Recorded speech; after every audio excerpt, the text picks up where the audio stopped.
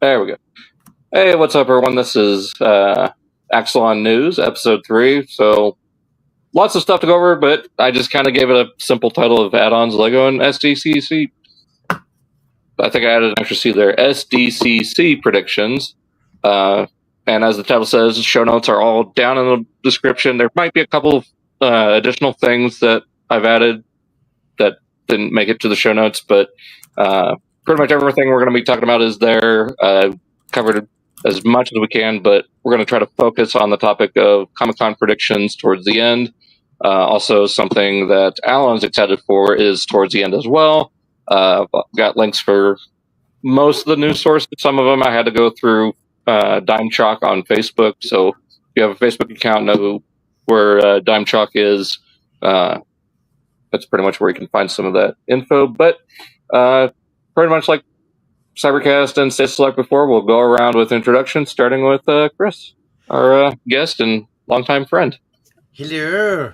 I'm Chris. I'm from the UK, from a glorious place called Wales. I thought you were doing a bit. Robots. What? When? Sorry, I interrupted. Say it again. I like robots. Robots like me. And when I was looking, I wrapped myself in peanut butter and tell my wife Loretta. But yeah, that's me. All right, Alan. I'm Alan. You can find my toy reviews at Werewolf Finder, and my video game reviews at Werewolf Finder Gaming. Oh my god, I like giant robots.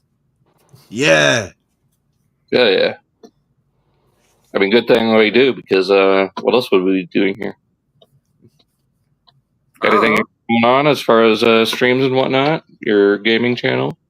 Oh yeah. We just beat Transformers Earthspark Expedition the other day, and I beat it like 2 streams too soon, and the chat doesn't like the game, so it's like, okay, I'm not going to be playing this afterwards, and we have to play Transformers Galactic Trials. I don't own it yet. I had to order it like as soon as Friday hit, when my paycheck dropped, and now we got to wait for that. And that'll be Monday's stream. Oh, sweet. Oh, it apparently it's not. Well, I mean, it's sweet that it's arriving so soon, like after you ordered it. Oh yeah. I mean, it's Amazon. It's also like I live close to Dallas, and there's a distro center there. So if it's like something like mostly like video games, I don't have to wait long. Like at all for whenever I order something through there. Like sometimes even like toys as well. Like if I order most toys, it's like a day, not a day and a half to a day. Oh wow. Yeah, even my roommate's like ordered something like, what was it? Like he ordered it at 9:00 at night, and it was here by noon the next day. It was, it's kind of cool, but Q. Yeah, Q. We're halfway done with the list. The only game that's left on the list that's quote unquote lengthy is the Transformers Armada game. I really want to play that someday. But since it plays more like RPG style, it's going to take a little bit longer. But yeah, outside from that, we're finally hitting the downslope. Where a lot of the games after that are going to be like games from like the 80s and early 90s, and it'll take like maybe hour. Maybe like if it lasts more than 2 hours, it's because we're just dicking around. Or you keep dying like Aaron and Danny did with the Mystery of Convoy. Bruh. I think they do that just to act like they're having seizures from the flashing light. And that's actually going to be like I scheduled it so the Mystery Convoy is going to be like one of the last ones.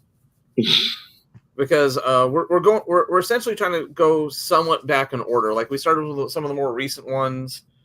I made the mistake of starting with Fall of Cybertron and War for Cybertron just because I was playing DL before and I was just bored as hell, and I wanted to play something that was like, I was so bored I wanted to play a comfort game.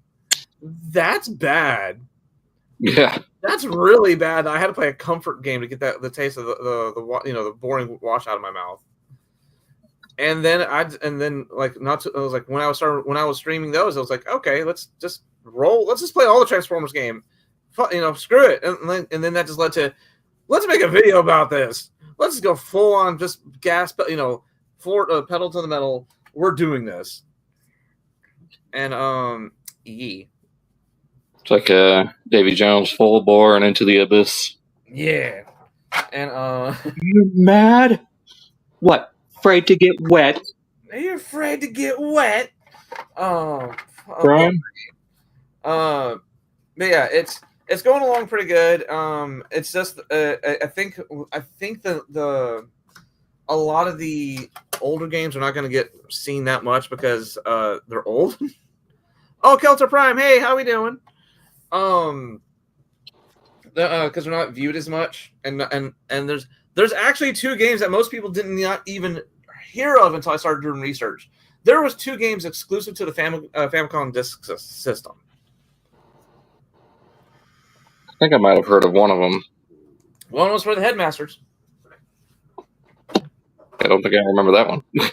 Yeah, like I went hardcore digging. Like, did you know that Optimus Prime and Megatron were in a GameCube Japan exclusive Super Smash Brothers Melee clone?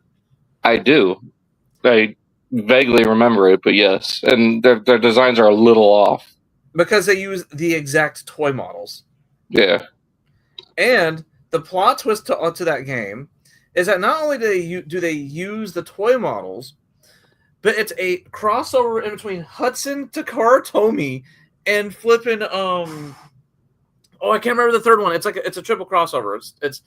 It's oh my goodness. It's Hudson, Takara Tomy, and a third one. I can't remember off the top of my head. That just sounds messy. It This.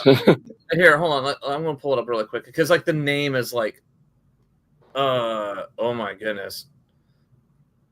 No, that's based off the movies. We need the base off the G1 stuff. No, the game, the movies, animated, Prime, War for Cybertron, other games. Here we go. Dream Mix TV World Fighters. Oh, God. Konami. Oh, Konami? Huh.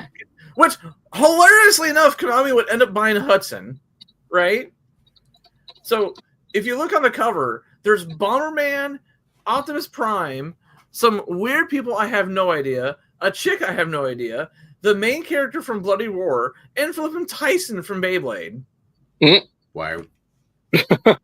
Yeah, all I can really say is just go look up gameplay footage. So like Tyson plays exactly like you think he does. He stands by he launches Beyblades out as a projectile attack. And what was it? Oh, what's his name? He's from Hudson. Hugo, the main character from Bloody War, the Wolf, right? He plays exactly like you think he does. Simon Belmont from Castlevania's in it, apparently. Nice. Huh. Yeah, cool. It's well, let's see. Japanese name was it Momotaro Detsuno Bomberman Tango Mokyo Adventure Island Bloody War Gradius Power Pros Castlevania Metal Gear Twin B. Oh yeah, Solid Snake from Metal Gear. Lee Chan Microman Transformers and Beyblade. Those are characters. Those are the franchises. Yeah, go. Yeah, I refuse to play that as part of the stream because it's just them being characters, not an actual Transformers game. But there's your Transformers fact, everybody. Is that we have a weird Japan exclusive fighting game like flipping Smash Brothers. Hello, Arcus. Original Beyblade Authority uses Beyblades as weapons. What? What? Excuse Hello, me? Daniel. Welcome. Did they go full Yu-Gi-Oh on this, and where they eventually made cops say, "Stop, or I'm going to toss. I'm going to let it rip." But so yeah, I mean, then I guess for me, if I'm ever at Daltonia 95, especially here every 2 weeks doing these streams, and then a weekly or twice a week review. This past week I had Silverbolt and Studio Series Galvatron go up, and hopefully hopefully next week I'll have a couple other videos up for everything. So I love There's the purple. on Galvatron, Yeah. yeah, I love that kind of like indigo blue purple. Like it's way better than the like grape purple that Kingdom was. Yeah. But I guess we'll go ahead and get into Hull, starting with Chris, because I know you got a pretty big, figuratively and literally. Yeah, so like really weird story. So I went to Thailand and we picked up this midget. So it was a bit of a coincidence of events that pointed to the back. No, anyway, I did get my hands on the Lewin, like 4.5 foot tall, like Metroplex, because shiny moment. I went, oh boy. So yeah, that's probably the biggest haul I've had in a while. To be Literally. fair. I mean, it is literally the size of a little person. So I've just got to figure out like where to put him. I didn't think that far ahead. I seen the price. It was like 1,100 quid, like British pounds. So I was just like, do you know what? I'm just gonna buy it. Wait, how tall is it again? It's like 4.5 foot tall. Yeah. I'm only a foot taller than it. Yeah. So then, like, I'll bring my Metroplex and be like, Thunderdome, 2 men enter, 1 man leave. So yeah, I'll do like a starvation contest to see who leaves. Anyway, so I bought that. I've got to figure out like where to put him, and then I want to do a lot of painting for it as well. More shiny moments. So yeah. Give me just a second, guys. I'm gonna have to step backstage for a second.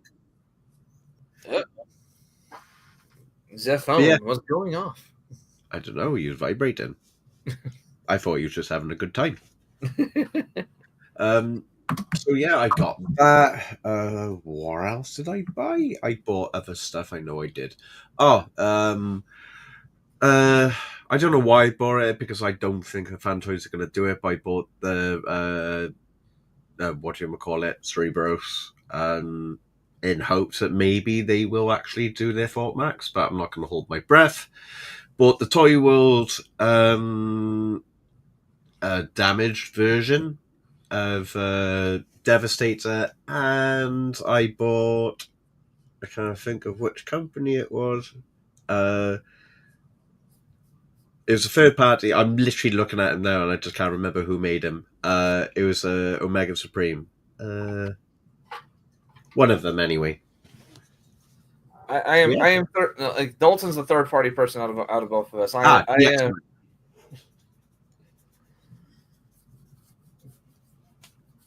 Like I am like my ventures into third party were Fans Project when they were a thing. Oh, I remember Fans Project. Yeah, I had City Commander Black version. Oh, fair play. Yeah, I also had their Rodimus armors, both of them at one point. Both the black and the regular, right? Mm. Which was really funny because like I bought the black one because this looks cool. But it was made for a very expensive Takara repaint of Rodimus at the time. Like, oh, well, Rodimus is just gonna be wearing this for a minute. Pretty much, yeah. Let's see. I own Fan Project Springer. I can vaguely remember. It was one of the very first third party actual like complete figures. Ew. Yeah. Oh, I had a phone call. We could tell. Sorry. Well, to be fair, no, I just thought he was having a good time, like I said, but... Okay. Shut up. All right, so, now I've lost my train of thought. So you got the Lewin Metroplex? Yeah, got a Lewin Metroplex, a DX9 Gabriel. There you go, I remember his name. Toy World, battle damage version of Devastator, and something else. I don't know. I can't remember. Wow. So, that's all in the past couple months, huh? What month are we in? July. So since like May. Oh wow. So yeah, I've been hauling ass.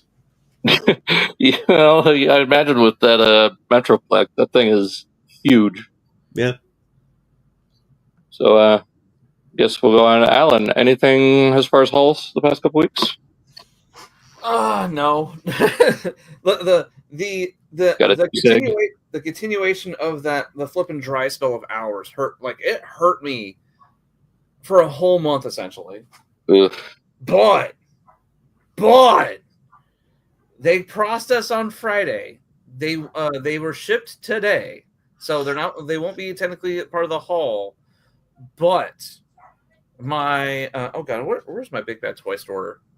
Because I already had to ship out a few things because my pile of loot was expiring, right? Yeah, I had that happen yesterday or day before yesterday. One item expired, so it's on its way. Yeah. I mean, the thing that was expiring is just a Shadow the Hedgehog mat. So I was like, you know what? Screw it. Let's just ship the rest. Let's just ship all this too. You know. Yeah.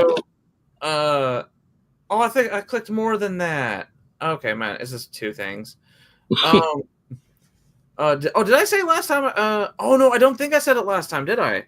I don't know. No. I don't know what you're talking about. Hold on, let me look up the purchase date on it really quick. Hold on. I might have actually got something in. I'll wait my turn. Purchases June 6th. Oh yeah, that's been about a month. So I wonder if we've already covered it. Maybe. I think we did. No, it says order date. Oh no, we did cover it. It was the Transformers 07 Premium Edition Leader Prime. Oh yeah. Because you're saying how you're still needing Night Watch. Yeah. Okay. So I haven't. So the only Transformers. So the next things that are on the way is I have Solus Prime. Cool.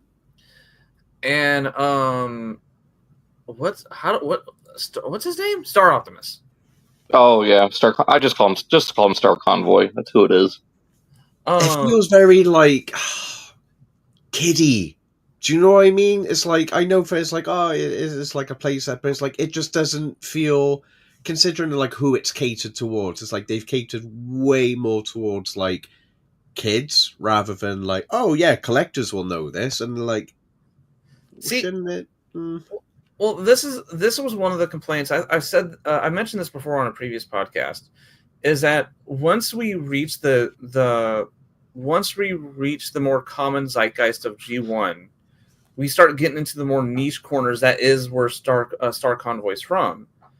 Star Convoy was a toy first series, and the bad part is Battle Stars. Huh? Was it Battle Stars or whatever? I think so. But the bad part is about updating those toys. Is that those toys are very like early '80s, late '90s-esque, and there's no real like collector's way to update them. Outside from giving them articulations, is like the design of their time is just, I can't say shines through. It's like saying it shines through as much as like a one of those like kajillion candle flashlights being shown in your face, you know. My mind's weird. It goes to the Vine of Thomas Sanders like checking his phone like late at night, and it's just blinding him. Yeah, flashbang. It's flashbang. This was meant to be a toy. But I've also been a critic of like that era. That era of robot design is also, they designed the robot first, and then they realized, oh wait, this still has to transform and feature all this by Takara mandate. Yeah. Crap. And then that's what this era is all about. Let's make a brick. Exactly. I have yet to get them in hand. I'm just going by off of visual aspects right now, but it's another Titan. It's gonna be with my fellow Titans. Yep, and we'll get no regular Age of the Primes Titan next year, according to the leaks. Which, I mean, I'm fine with that, depending on what the Studio Series one is. Stratosphere. It could be Stratosphere. It could be something from Gamer Edition. No idea. It could be Unicron even. Because 86 Unicron, since next year's the 40th anniversary. I just want a Primus. I just really. I would love like a Cybertron style Primus. Yeah, I think a lot of people are kind of foaming at the mouth now for Primus. Oh, especially with Transformers 1. Like, if they blend multiple elements like they've been doing with a lot of figures lately, I can see it happening. And well, the fun fact is, if you go back and rewatch, what was it? Like, Transformers 1? mm-hmm. When they're showing, like, Primus, the way that he transforms, it looks very, very toy-like. Well, it's inspired by the Cybertron toy, I believe. Yep. Yeah, and it's like, well, it doesn't look like a normal Transformer what you'd have in like a movie, or especially like an animated movie. They've done it specifically like that, so I think maybe that was like a hidden preview. It possibly was, because like they said they pitched the idea that both Unicorn. Gentlemen, behold, corn. Behold the horn. Oh God, Dr. Weird. They've had pitched the idea before that Unicorn and Primus are multi-dimensional beings. Yeah. So Not anymore. Huh? Not anymore. What do you mean not anymore? They're not multiversal singularities anymore. Since when? Since like 2017. Like Hasbro and the Collectors Club ended that. Oh, when they ended the Collectors Club multi thing, didn't they? Yep. So now they can all be their own interpretation again. But at the same time, they are the writers. So at any point, if they want to change their mind, they can. Yeah. That's the power of being an author. But I can definitely see it like still taking inspirations, because that was still a kind of a clever way for it to, ball up essentially. Outside from, Shell Former. Yeah, like they did a couple years prior with the Armada Unicron, and then they had to do 20 years later with HasLab Unicron. Yeah. Yep. It's like poetry; it rhymes. Well, it's also because they got locked into, we have to make it transform at least somewhat like the movie. Yeah. When and they were kind of like they're kind of like G1 bound in that sense, but with Primus there they had no prior thing to fall on, so they had to create something completely original. So they were able to design a planet character from the ground up in that aspect. And they hit a home run first try. Yo. Pretty much. But so yeah, so that's all you got was the. Oh no, you don't have to have anything yet, huh? No, it's on the way, but it's on the way. So knowing Big BTS and how things have been, it'll probably be like Monday Friday. or Tuesday. Oh, not Monday, too, like Friday. Wow. Like I shipped it out like maybe like an hour ago. Oh, okay. And it's still not there. Preposterous. How dare they? You told me this was the fastest shipping possible. Why wasn't it at my door 5 minutes before I clicked the ship button? What? Yeah, exactly. If Santa Claus can deliver presents in the whole world in one single night, I'm just one goddamn person. I guess it's my turn now, huh? Yep. What'd you get? Oh, I forgot. Whatchamacallit? I got the Magic Square MP Combaticons as well. Oh yeah. Well, speaking of Combaticons, I'll actually guess I'll get into that after this first one. Got my collab Sonic and Transformers 2-pack. So Hey. I'm a little underwhelmed by it. I think it's like a binge buy? Huh? So it's like a binge buy? What do you mean? Like, like when you just like binge eating, like you Impulse eat for the sake of eating. So yeah, impulse buy, binge buy, same thing. No, I wanted it, and I was wanting it for since it was announced, but just the quality, the plastic quality on it is not the best. It feels like War for Cybertron trilogy quality. Like it feels like they've been cooking on this for a while, and then they just finally decided to release it. Dalton, you know that there's only one way forward, right? You got to do the drop test. Gotta do the drop test. Well, I think it did make a drop test. I did a drop test on Skyfire, the MP, and it broke. Oh god! I was on Cyberworld. Yeah. $300 down the toilet. I was like, oh, he's fine. And then later after the show, I was like, oh shit, no, my leg's kind of broken. Broke the ratchet. Oh no. Yeah. But yeah, getting back to Combaticons, I did get Age of the Prime's Vortex. And he's pretty good. I do plan on recording a review, and it'll probably go up either this week or the week before Comic-Con. So, but yeah, I get some people's complaints about like the arm kibble or unfinished looking vehicle mode, but I still really like it. I do hope that, with DNA doing upgrades for the combiners, I do hope they do like a little attachment to give him his proper nose-mounted cannon. Yeah. Which, I mean, they could do just with the two little slots under the nose. So they could just get it to fit there just right. I think I'll be fine with that. And then fill in the sides under the second windows where his midriff is. Because in helicopter mode, it's just like a big open gap.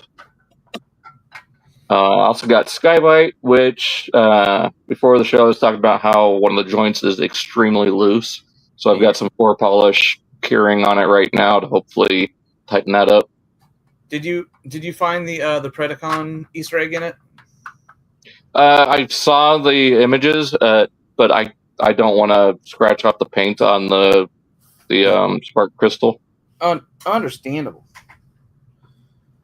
So, but yeah, I mean, he looks really good. I haven't gotten him into shark mode yet because I've been dealing with that issue with the panel. Also, haven't taken the dorsal fins off the sprue yet. I was going to wait till I did my video, but I need to get accustomed to the transformation before I do the video. But I think that's it. I got a couple more things coming in, but I'll save that for the next stream. And then, of course, around that time will be our birthday, so we'll see what happens. But I guess that is it for hauls, and we're already about 30 minutes in, so we should probably go ahead and get to screen share, huh? Yeah. Well, Daniel's poking us. Have we watched Cyberworld yet? I have. I've watched the first couple episodes. I forgot to send it to you, Chris, but I don't know if you'd even be interested in checking it out. Yeah. Because I know, what was it? The first episode got dumped onto YouTube like an hour, like literally like maybe an hour and a half ago. Mm-hmm. Like literally right before we even got together, it got dumped. Yeah, I should have sent it, but I wasn't even really sure if I should or not because we just got so much to go over. Yeah, but it's neat. It's interesting that apparently the same voice actor who played Bumblebee in Cyberverse is playing him and Optimus in this series. And then Grimlock's got a very Russian accent. I actually don't mind that whatsoever. Yeah, it's different. It's like Russian Grimlock? Yeah. And it like weirdly fits. If you do not come to me, Russia will come to you. You understand this? there's into Motherland. We eat Dinobots like you. Like the whole the opening fight between Prime and Grimlock is up on YouTube. Transformers was promoting the heck out of it. Like it's on their TikTok, their Instagram, their Facebook, everywhere. And Arctis, Russian Grimlock. Yeah, Russian Grimlock. It weirdly fits. Like if you told me that in passing, but then I instantly hear it, and I'm like, yeah. That it's like the puzzle piece that you didn't know would fit. Like I can dig it. Yeah. But the so it's fine. It's it's geared more towards kids. Yeah. Like it is 100% like short form content for kids, which it sucks that that's what TV shows are going with now. Yeah. Because of extremely small attention span. Yeah. We're just getting old. That's just all it is. We're getting old. It's what was it? It's obviously that they got sucked into some kind of video game because they have an experience bar. They have levels. They constantly make references to only the strong survive. If they lose a challenge, they actually lose experience from the looks of it. Mm-hmm. What was I gonna say? It's fine. This is definitely it's definitely a show meant for little kids, and it is setting kind of a mystery of what got them there in the first place. That's the mystery of the show. Yeah, LSD, speed, shrooms, all sorts. I mean, it looks like a Tron. Watch it be an experiment by Shockwave. Has got everyone hooked up to this. I think it's a Tron situation where it's a video game inside a computer and he digitized all of them. Yeah. Speaking of which, Tron Race is coming out, what, October? You think so? And I think you might be right. I think it might be Shockwave might have sucked them in, but it's fine. It's good for like I wouldn't mind showing it to a kid. It's decent. I mean, it's not for everyone. What's really interesting is the fact that Prime is making jokes. Yeah, like he's got quips. But we have to remember too is that this is aimed towards the kiddies. This is aimed to like the 4 or 5 demographic. They don't want super serious Optimus Prime 24/7. That doesn't keep their attention. Like even I could have told you like I could barely watch the Batman animated series when I was a kid because it was too serious all the time. And now we're glued to it, like because we're adults. We want the more serious stuff. Mm-hmm. Well, I guess that leads into our first item of business, the unfortunate passing of Jim Shooter, who, in a sense, created Optimus Prime. Like, he was the one who chose for the truck to be the leader of the good guys, basically. But, yeah, passed away, was it like a week and a half ago? Yeah. 2 weeks ago. I didn't hear about this one. Yeah, so it is some unfortunate news, as well as former CEO and one of the Hasfield brothers passed away. Oh, he was one of the actual Hasbro brothers, yeah. Yeah, holy snap. So, yeah, this is one of the most recent listings, but I didn't put it in the show notes because it was just kind of a quick thing I'd go ahead and throw in, just pay respects to these two gentlemen. I mean, one who gave us Optimus Prime and one literally, named the brand. I was going to say, like, without these two, we wouldn't have Transformers today. Yeah. So. I mean, rest in peace. Shoot. Indeed. Yes. So. Go on, and then wrong keyboard. Speaking of Cyberworld, here's Wave 2 and a little bit of Wave 1 with Snarl.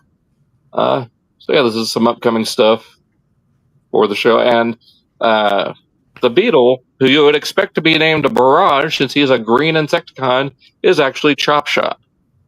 Oh. I mean, I can see it. He's got the same alt mode. Yeah, he's a Stag Beetle, but he's got Barrage's colors, which is weird. I like Elita-1 as a boat, kind of call back to BotCon 2009. Yeah. Where she was a repaint of Chromia / Thunderblast. Also, a real question. When's the last time we had an actual boat mainline Transformer?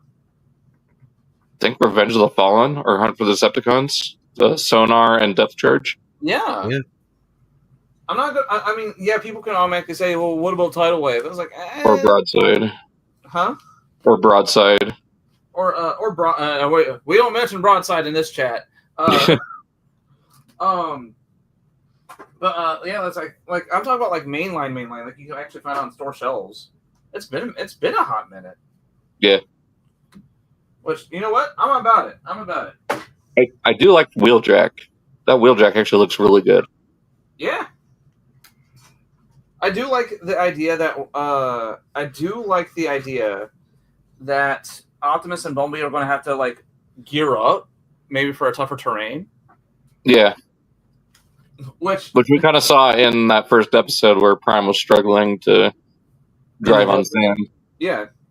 So they know what they're doing. They actually thought of the concept first, and they were like, okay, let's take this concept and actually see what we can do with it. I mean, some fun-looking toys. I mean, it'd be really cool if at some point Hasbro does like generation scale designs. Like, I would absolutely buy a Wheeljack in modern like design if it was based on this look. Yeah, I just realized that car mode is sick. I just realized that also explains why Skybite has wheels, because one of the challenges might be he had a race. Yep, and it might call back to RID where he disguised himself as a car. Yeah, I got a twofer in there. I like it. Got some in-hand pictures of the first wave. We got a Bumblebee and Galvatron, and then of course Prime, Mega Bull, Megatron, and Snarl, and of course Skybite. Okay. Speaking of Skybite, hey. Yeah, they're a little bit taller than core class, like old school scout size. Yeah. Like, I definitely like even though they're meant for kids, I definitely would not mind picking up a couple of these for like desk toys. Oh yeah, just like with the Swapticons. Yeah, like we know. I still need to get a couple of those. I want to check them out. Yeah, and especially seeing how it does how they are closely resembled in the cartoon. It does kind of feel a little bit more. I don't know the word, but it feels nice to have something that it does. The brain go yee. The cartoon designs are very toyetic. There you go. Yeah, I mean they designed. Of course, they designed the toy first, then they brought them over to the show. But it does tickle that part of the brain. Goes, this is exactly what I'm playing with. This is exactly what it looks like in the show. You know? Yeah. Any thoughts, Chris? I mean, it'll go well with like my 4.5 foot tall Metroplex, I guess. Yeah, you have a little Prime in his hand. Yeah. Look at you, little cutie. Got some in-hand images of some stuff, and of course, in one of our chats, someone already has this already. This is the Missing Link Sunstreaker, and it shows the transformation of how the hands hide away instead of having to pull them out like the G1 toy. Yeah, wasn't it just they tuck into the the forearm? Yeah. Oh yeah. Okay. Yeah. I was looking down. I had to cancel mine. Unfortunately, I might get it later, but we'll see. I'll probably catch it on sale because that's a triple. We got a Cordon. Cordon looks really good. Like, these Diaclone designs look really good. I hope they do spin out. Yeah. It's Sunstreaker, but now in white. Yep. And there he is with there they are with Sentinel. Let's see how it works with the roller, the Diaclone pilots. Yeah. Oh, they actually fit. Okay. Yeah, they can fit 4 in there. Yeah. And people are starting to get their hands on the MP God Bomber. And yeah, I mean, he's a pretty big thing. I know Rama Collectors, they just did figure banging with this, and combined as God Jinrai, it is huge. But you can see down here previous renditions of God Bomber with G1 in the middle. Either side of it are the official masterpiece on the left. Our left. On our right is the Takara Legends, and then I think the smaller one is Make Toys, and then the big one is Fans Hobby. So you can see how it scales with all those. It does come with little minifigures of Shuta, Minerva, and Cab. Or Minerva, Ghost Shooter, and Hosehead. How it adds to the trailer for Jinrai. You can see how they all store inside. And then this is the alternate, or this is the second version of it that comes with all these extra parts based on the canceled concept. Oh. So this is how God Bomber was originally supposed to look. So, yeah, and I unfortunately had to cancel both Jinrai and God Bomber, but it does look really good. I'm still glad I got my Takara Legends one. I would get it, but I'm just nervous of like. See, the thing is like it's kind of like Master Theory. There's like in terms of how many reported toys are actually got like broken and damaged, or like the chest piece was actually not that much apparently. But it's like you post one picture and you got like tens of thousands of people going, "Oh my god, it's breaking!" just by looking at it. So I don't know. But plus, it's like I don't even know where the hell I'm gonna put it. Granted, like I collected like a lot of masterpiece stuff, but that's not going to go with any of like my G1 MPs, so I don't really know what to do with it. Yeah, that's kind of how with the MP-17 Prime, MPG-17 Prime. I'm getting it, but it's not going to go with my regular MP stuff. It'll probably go on like my centerpiece shelf with Haslab Unicron because it is such a unique design from anything of Optimus.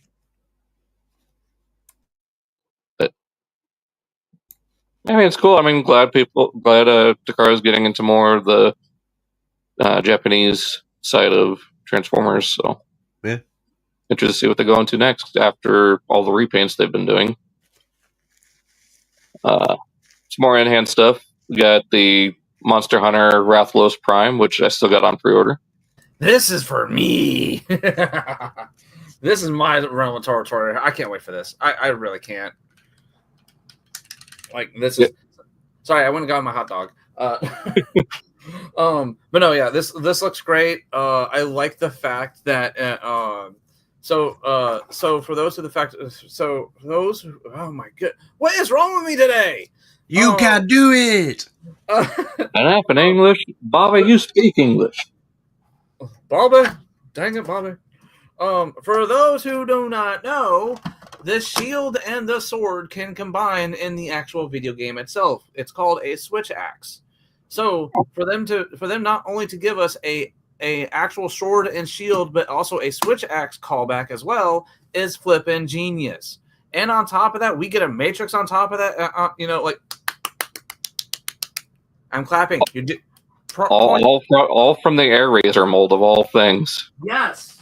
Like this is how you take a mold and you basically just go bet and you get it and you do something great with it. Like, oh hey, look, that's the card I was looking for. The ADHD strong with this one. Yeah, I cannot wait for this. I know there's a silver repaint coming out and I'm probably going to end up both. I am the crazy motherfucker who bought the dang, I cussed.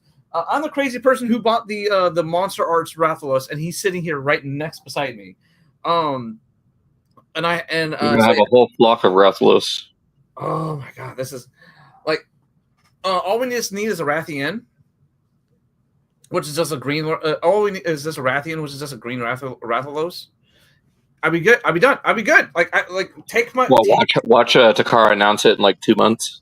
Bro, like how many times? But like, how many times did that happen to us? How many times did that happen to us on the show? Where we were like, "This would be cool." This happened, and then like within 5 days, it happened. You know? Yep. And, like now that we said it out loud, it's going to happen. And then Takara's is going to look at me and hold their hand out and go, "Come on, give it." I don't want to give it. No, give it. Oh, fine. Here's my credit card. You know? Right. And that's exactly what's going to happen because I want this. I want the green one. I want the silver one. They're just so shiny. Shiny. And I'm going to have them all displayed out on the shelf. Yeah, I mean, I've got both on pre-order. What do you think, Chris? Something up your alley, or? Believe it or not, I've never seen this mold. Really? You've never seen the Air Razor, or? Bearing in mind, right, like I've been a bit of a hobbit the last 2 years, so I don't know where this is from, where it's come from. So to me, I just see epicness. Like this is a breath of fresh air to me. Like I've not seen this before. It looks really good. There's a lot of molded in detail. I like the wings, how it uses as like side skirts. But But yeah, like the weapons look really, really cool as well. For the fact of like, I have never seen a Transformer that like you could combine like the sword and the shield. So this is the first for me. Yeah, it's a very heavy remold of the Kingdom Air Razor from, was it 2021? Yeah. Oh, vaguely remember. You can kind of see it by looking at the arms Or the legs. and the legs and the feet. But it's a heavy remold, and if you look closely, the shield, what would eventually become the shield or the axe part of the combined weapon, is actually the tail tip on the beast. Yeah, the was it Thagomizer? Yeah. Yeah, this thing looks good. I got another turnaround here showing off the detail. I love the goggles on Prime's head. And that is actually Monster Hunter details. That's actually part of the costume. So for them to mold in details of the armor, and yes, the skirt is a real thing. So it's not just them wrapping the wings around the waist for the sake of wrapping around the waist. No, that's an actual armor detail. So they are like it looks lazy, but it's not. Trust me. Yeah. I need to check out the Monster Hunter games. Oh yeah, the newest one, Monster Hunter Wilds, just it's great. It's like is it on Game Pass? It's not on Game Pass, no. No, damn. It's going like, I'll put it to you like this. Someone gave it to me for my birthday. I now have almost 200 hours logged into that game. Oh my god. It worth it, and not to mention we just had a couple of title updates, and they do have events that happen in the game after it comes out. Like what was it? Like when Monster Hunter World was firing on all cylinders, it had a Witcher 3 crossover. Huh. It had a Final Fantasy crossover. I know I had like a Sonic crossover, I think. One of them did. Kind of the Sonic. I say kind of because of what was it? I say kind of because Sonic Frontiers actually got the Rathalos armor as a cosmetic, and you could actually like as an emote cook like you do in the games. I'm not sure. I can't remember if, but that also happened during the World era. I'm not sure if we got any Sonic during the new Wilds era. Yeah. Oh no, yeah, Arcus, you had to basically treat that behemoth like it was a raid, just like it was in Final Fantasy, because it was a Final Fantasy 14 crossover. When are we going to get this, dude? Next month, I think, is when this 4-pack comes out. So it could be in like 2 or 3 weeks. Knowing I can finally get this mold. I love the color scheme here. I'm glad it's changed up from what we saw with the Takara one. It looks so good. Actually, hold on. Since Daniel said it, since he hasn't played any Monster Hunter, and you haven't either, Dalton, go back and track down a single copy of World because since it's now old enough, you can go get it for like $10. For one or X? Well, it's gonna be for the Xbox One because it came out because World came out in like 2017. Okay, I might have to go check it out. Yeah, it does have DLC that you can get later down the road, but like you can go get the base game for $10. It's cheap. Yeah, what do you think of this, Chris? Nemesis Prime? Not really bothered, to be honest. I never really got into animated. Like I tried watching it. It was alright. I know some people like they're not going to be happy. Like, but animated is like the best thing since like velvet toilet paper. But it's not for me. I can respect that. Not really my cup of tea. I appreciate the designs. It looks cool. He looks beefy. He looks bulky. But my biggest pet peeve, I've never been a fan of Nemesis Primes. Really? Really? No, never got into them. The only exception is from Armada, and that was it. Well, that might be going into our predictions for Comic-Con. And respectfully, at least you gave it a shot. Yeah.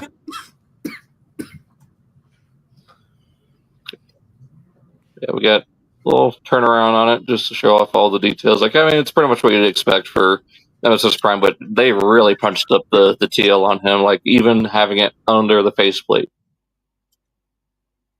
So glad Mark got to cook on this one. In-hand images of Elita-1, and the back or the jetpack is removable, and you don't have to take out the screw to do it. It's just a little clip-on piece. So I think that's why Evan was like struggling during the stream during the last before the last episode, like because it does clip off there. So it just adds more to my tinfoil hat moment that they added that later after they announced it. Yeah, and it's compatible with these three, so sure at some point they'll probably do like a probably more accurate deco of all four with each of their jetpacks, or it could come with the Ryan pack since he's the A-level figure for next year. Yeah. Another turnaround of her, showing off, and she's actually really clean on the back too. So, like she looks a lot better here than any of the renders or even like the shots during the stream. So, yeah, I cannot wait to get her. I still need to get Sentinel and B. But to be fair, when it comes to the renders and when they do the on stream, the renders are they're just renders, and yeah. And most of the time when they have it on stream, they usually have first production runs. Yeah, and then also really awful lighting. Facts. Got some in-hand stuff here for Devastation Sideswipe, and he's using Red Alert's head, which apparently is on model for the game model. I don't know if that's true or not. I couldn't tell you. It is. But did you know? Oh, it is. It was Red Alert's head, even in the game. Because in the game, his head's more boxy. Huh. It doesn't have like the pronounced horns. Yeah. Huh. They're little, but they're there. And using an existing mold like Red Alert's head to do this is actually just like it's a cheap way to get a sideswipe from Devastation, but it works. Like, yeah, I am not being too nitpicky about it. I just don't understand why they didn't just use the regular sideswipe head that they already had. Because it's because they're trying to be like because cost effective. That. And like remember they're trying to be more screen accurate. That's why accurate. Yeah, fair enough. There he is compared to the Kingdom release that came with what was it? Skywarp. Yeah. The Eagle. Never got the Kingdom release. So this would be my first chance. Yeah. And not to mention, like I watched the Toku guys review of the Devastation 2 pack with the Optimus, right? Mm-hmm. And yeah, these guys are going to look so just like really good together. Like it's going to make that whole. It's I'm calling it now that the Devastation. Excuse me. I'm calling it now. Everybody who collects Devastation is going to have like the same kind of effect for having an animated shelf, where just for that shelf is just going to pop out and be noticeable. Yeah. Yeah, I mean, looks all right. Markclonus put up his behind the scenes for Alpha Trion, and I'm getting more and more excited to get him because Covenant Primus is very accurate to both what we saw from the images of like the original paintings from the book Covenant Primus and Beast Wars. Like you can see up here in the upper right image, it's got like the little tape right there and a little screen. Go to see how he's using the shield there, and it does attach to his back as a cape. There's the jet mode, and apparently it is Titan Master compatible. I think it's just if the canopy is open, I don't think you can close it with a Titan Master in there, just like with Silverbolt. Yeah. Hey, you know what? The more and more we have chances to fill in gaps and make it like I'm trying not to stutter. Holy crap! Today, why? Because today knows you're streaming. Yeah. I like the fact that we're able to sneak in more Titan Master playability with stuff because it adds backwards compatibility with former toys. So if you have Titan Masters, they can sit in this dude. They can sit in this dude and pile him around, just like how we discovered that there was Titan Master spots, 4 of them. Was it 4 or 3 of them in Jetfire, right? I really and the same thing with Silverbolt. I like the callback and it's just really cool. Like they know it's gonna be empty space anyways, so all they have to really do is just make it like dimensionally enough so that the guy can fit in it and fit the little tab in there. That's all they got to do. And more, you get more claps for that. I also love the fact that he comes with a book. He literally his weapon is literally knowledge. Well, he's the archivist, so. Yeah. I mean, it's the Covenant of Primus, just like we saw in Beast Wars, and then the Quill writes down history as it happens. I think it's a brilliant idea that he includes that. Really, really cool. Yeah. Yeah, and then I think we talked about last time, the translation for the Cybertronian writing there says "to all are one." Oh. So, and then, of course, his symbol that they introduced for Power of the Primes there, the diamond pattern. Got some packaging images of the NFL crossover. I forgot to put this. Sorry. The way you said that reminded me of Coach from Left for Speed 2. But, I mean, if they come out with a Broncos one, I'll pick it up. Oh, they do come with the footballs. Okay, that's cute. Yeah. And then someone said that the packaging is very much like the ones they used for the actual NFL robots from a few years ago. Because I think they made action figures of those.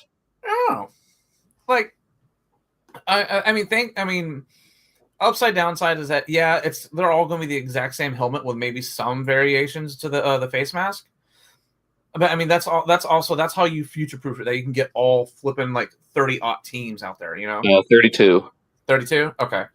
My knowledge of this football is very, very tiny. Yeah, that's why I'm not going all in on these. If they do a Broncos one, I'll pick it up. That's pretty much it. I'll get my team. Basically, I think that's the exact the target demographic is pretty much like that weird intersect of like the dude bros who like Transformers and like football, or Transformers completionists. Yeah. Like myself, I can definitely see myself picking up the Miami Dolphins one because that's out of all the football teams, that's the one I watch. And that'd be about it. Yeah. So these should be coming out soon, I think. Like September, I think. Like right around the start of football season, so it'll be perfect. I was just fixing to say if they come out like at the start of football season, yeah.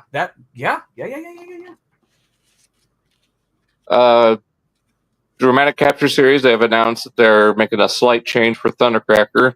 So instead of having this kind of F-shaped pattern on the wings, they're changing it to how it should look. That way Starscream has his unique design. Oh, good. So, for anyone getting the Dramatic Capture Thundercracker with reflector, there you go.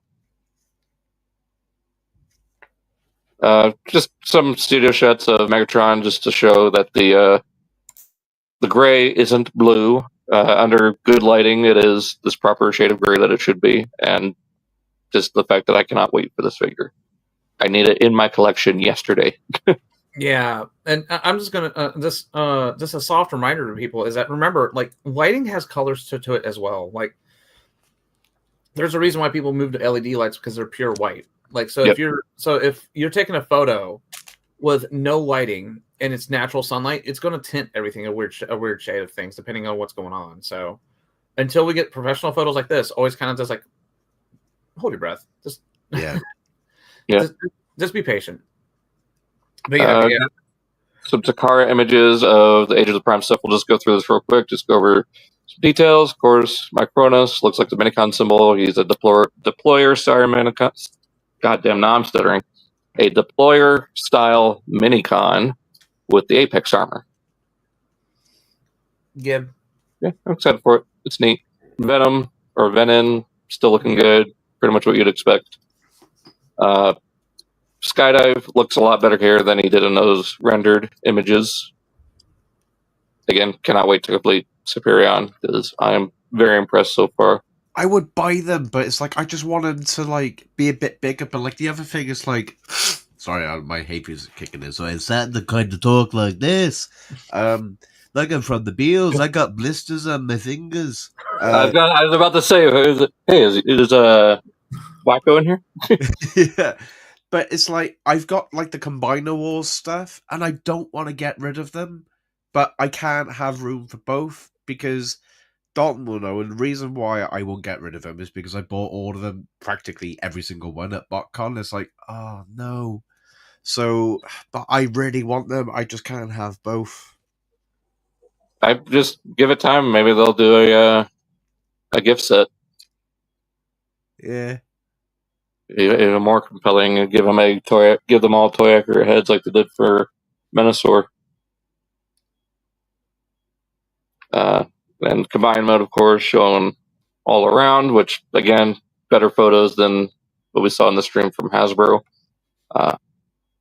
My biggest complaint is still the fact that the lower legs already proper thickness before you even add the jets. They need to just reduce that by like maybe 30 or 40%. I think it would have been a little bit better. Yeah, because the jets hang off way too far.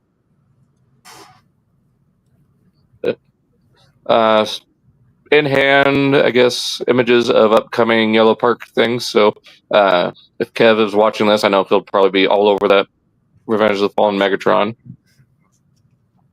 Same? Yeah, I know, but... I mean, if it transforms, and me also. What was that? If it transforms, and like me also, I would like the Revenge of the Fallen. That's like my favorite like movie Megatron design. Unfortunately, no transform. No transform. Nah, go back to Mavarasha. Me no care. So yeah, these are the Yellow Park designs. So, like, goodness, like they look good.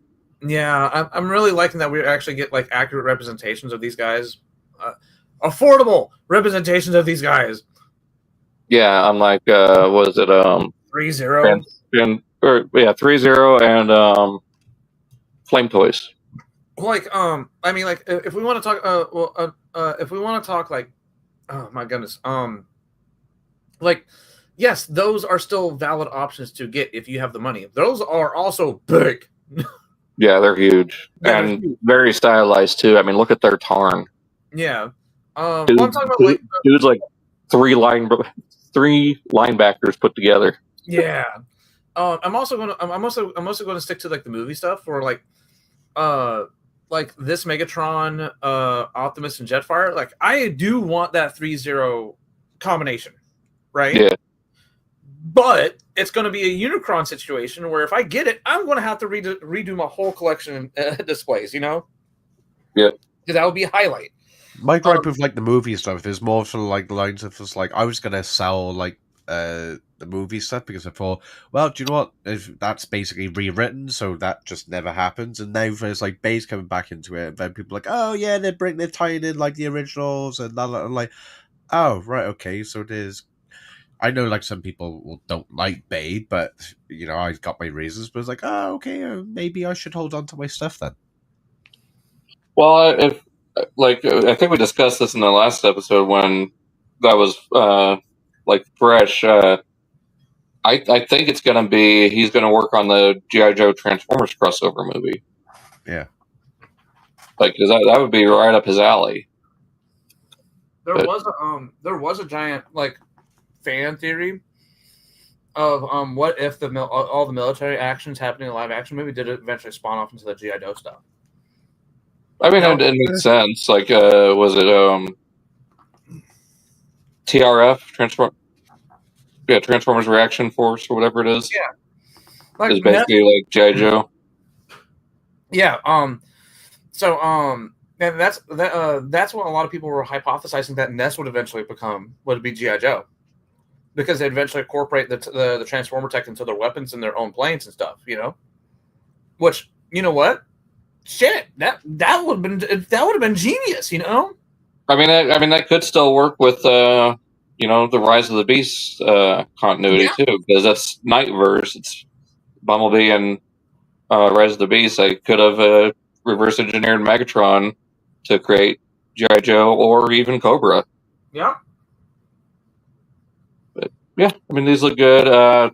Getting into TFCon exclusives now, which is going on right now this weekend. This is the Fans Hobby exclusive Hangman, aka Snare from the Predators. It's a heavy retool of one of the Power Masters, either Hydra or Buster, or Dreadwing, or Dreadwind and Darkwing. So it's a very heavy remold like they've been doing with those the past few years. It looks pretty good. Like, we need this in generation scale. Like, give us the Predators and Turbo Masters already.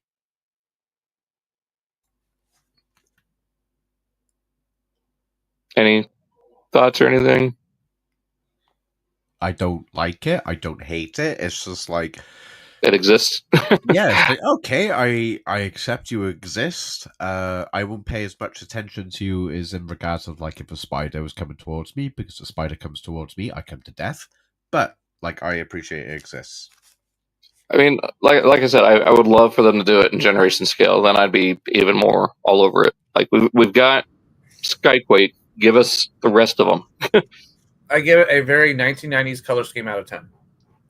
Yeah, I love the Euro G1 colors. Another exclusive from Mastermind Creations. This is their Tyrantron, Stormbringer Megatron in kind of like a Gun Robo Megatron / Megaplex color scheme. What's your ult mode? A tank or a gun? Yes. I mean, a tank is just a gun with treads.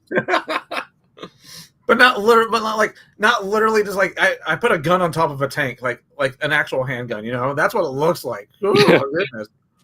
That's what I love about the IDW designs, is they went wild with them. And the fact that this is a heavy retool of the MMC Orion Pax Optimus mold. Yeah. Oh, BRB. Yep. Yeah, this thing looks good. I like the colors. Especially if you give it that comic style head. It just, everything just falls together. Like, yeah, it's good. It's a good solid figure. Nice detail. It works for him. And you get the two different heads as well. Yeah, you get the mace and the sword with little bits of hits of yellow, just like the original. Apparently this is the branded as the gun from The Man from U.N.C.L.E. Because it's like non-chromed. It's just plain gray. And I think it's more. I don't know. I tried looking up the info on this color scheme, and it just, none of it really made sense to me. Like, Yeah. But yeah, I mean, see what they're going for. Appreciate it. I don't need it. It's cool, but I don't need it. I'd rather get the regular red Megatron.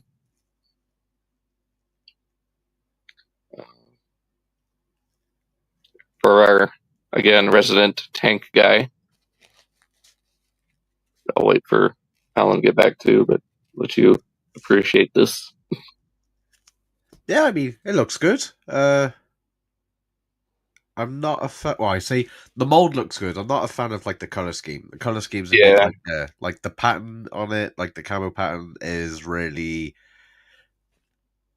If they're going to be making a tank and inspired off something, then at least what they can do is use like at least an historical, accurate like camo pattern, not just like, oh yeah, let's just splash some paint on and go, yeah, it's camo, and it's like, no, no. Yeah, I mean, but it fits with the cartoon model of R80 Ruination. That's a foot.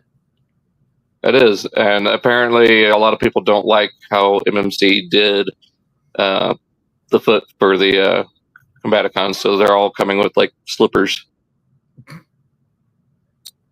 But I know you're getting the Magic Square stuff. I would love to see Magic Square do Ruination. Like, I wouldn't put it past Magic Square to do it.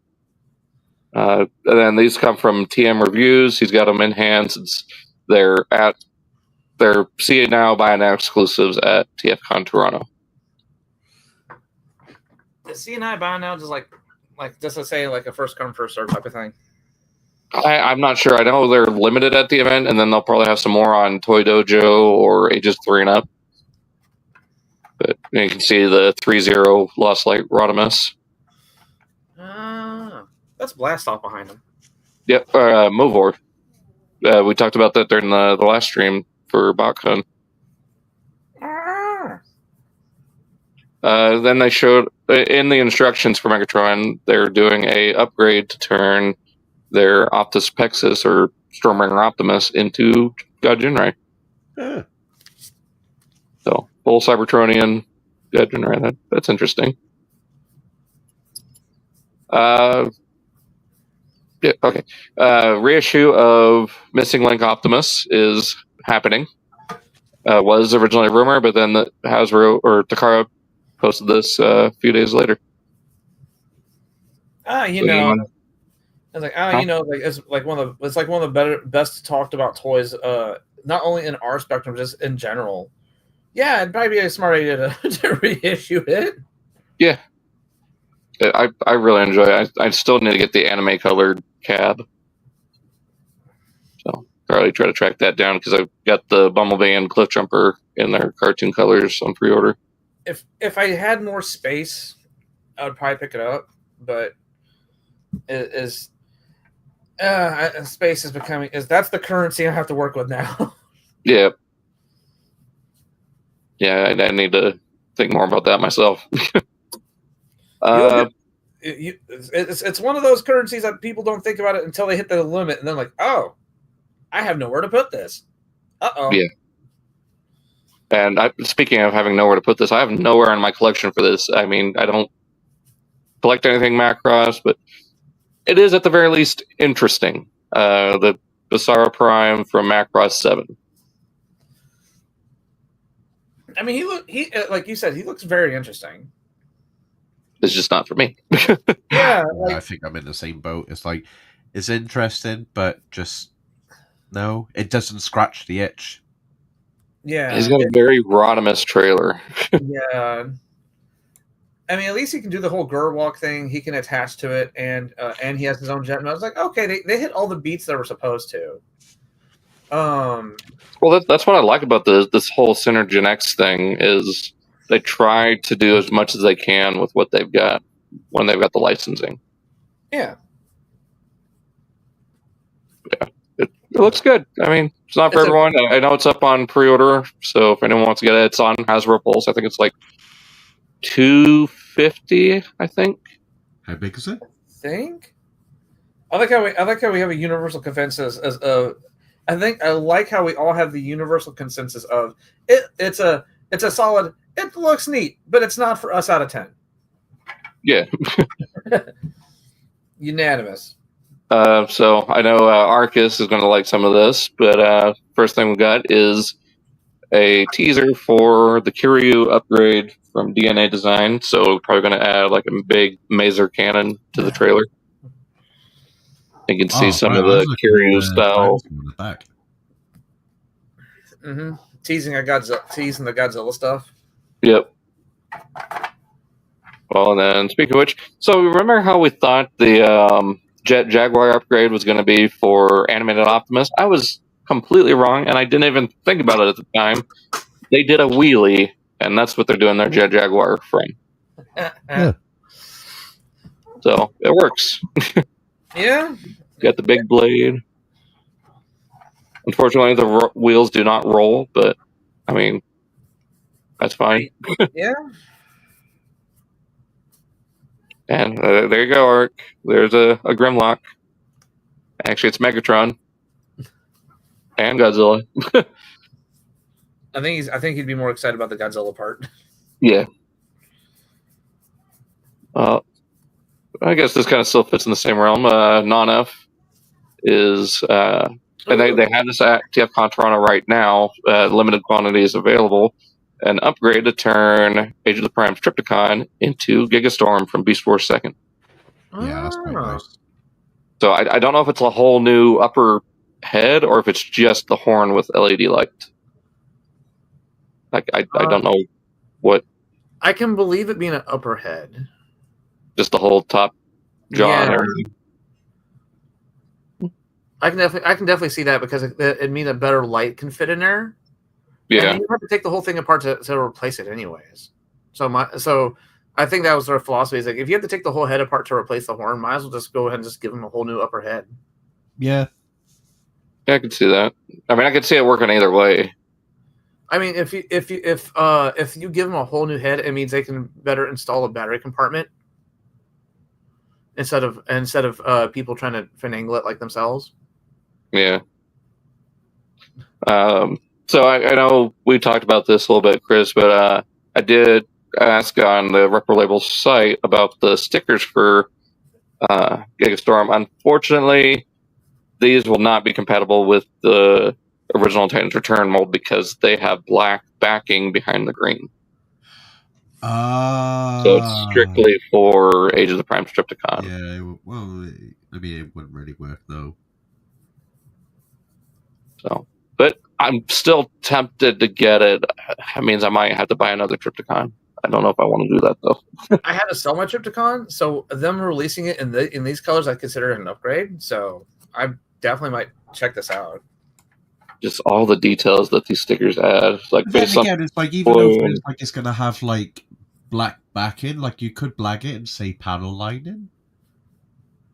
Yeah, maybe, but I don't know if it'll work with all that gray on the Titan's Return release, like that pale gray. Yeah. And then it says was that USS or OS something Gigastorm, and then right here it says Archduke of Destruction, because his brother Galvatron was the Emperor of Destruction. Then you get this supplementary set to give him like the gold arms and a bunch of other like chrome and toy style details. All the windows for the towers. And then even some like little nods to the anime. Yeah. And then some like Japanese road signs. Yes. So, bunch of little details. Bunch, yeah. Like even right here showing some of the auto rollers. So yeah, like this. I'm kind of like poking fun at it because like it's just a little bit more detail, and I'm like, he's already gone through 3 slides. That's a lot more detail than it's a little. Yeah, I mean, 2 separate sets probably going to cost you about as much or about half as much of the figure itself for all those stickers. Again, not enough. This was like the most last minute thing I added. They're doing a bludgeon add-on. So you get the inner robot plus like an entire upgrade kit for the Voyager class figure. So this can fit inside the Voyager class as his pretender, using the Voyager as a pretender shell. So I'm really looking forward to this set. Huh. Like he's been working on this for the past year since the Legacy Evolution was when the Bludgeon came out. Yeah. So since that figure came out, he's been working on this. So I cannot wait to get it. Like the closest thing we've had to an inner robot Bludgeon was the Combiner Wars one for Collectors Club, and that was just a repaint of Onslaught. So can't wait for that. So people may know we've been looking at Achai Studio the past month or so. I think so. Got some updated stuff for Galvatron for the articulated hands. So another thing I need to add to my eBay cart when it comes out. In hand, final production images of the Prima head, and yeah, this looks even more incredible. It just completely changes the figure with that head.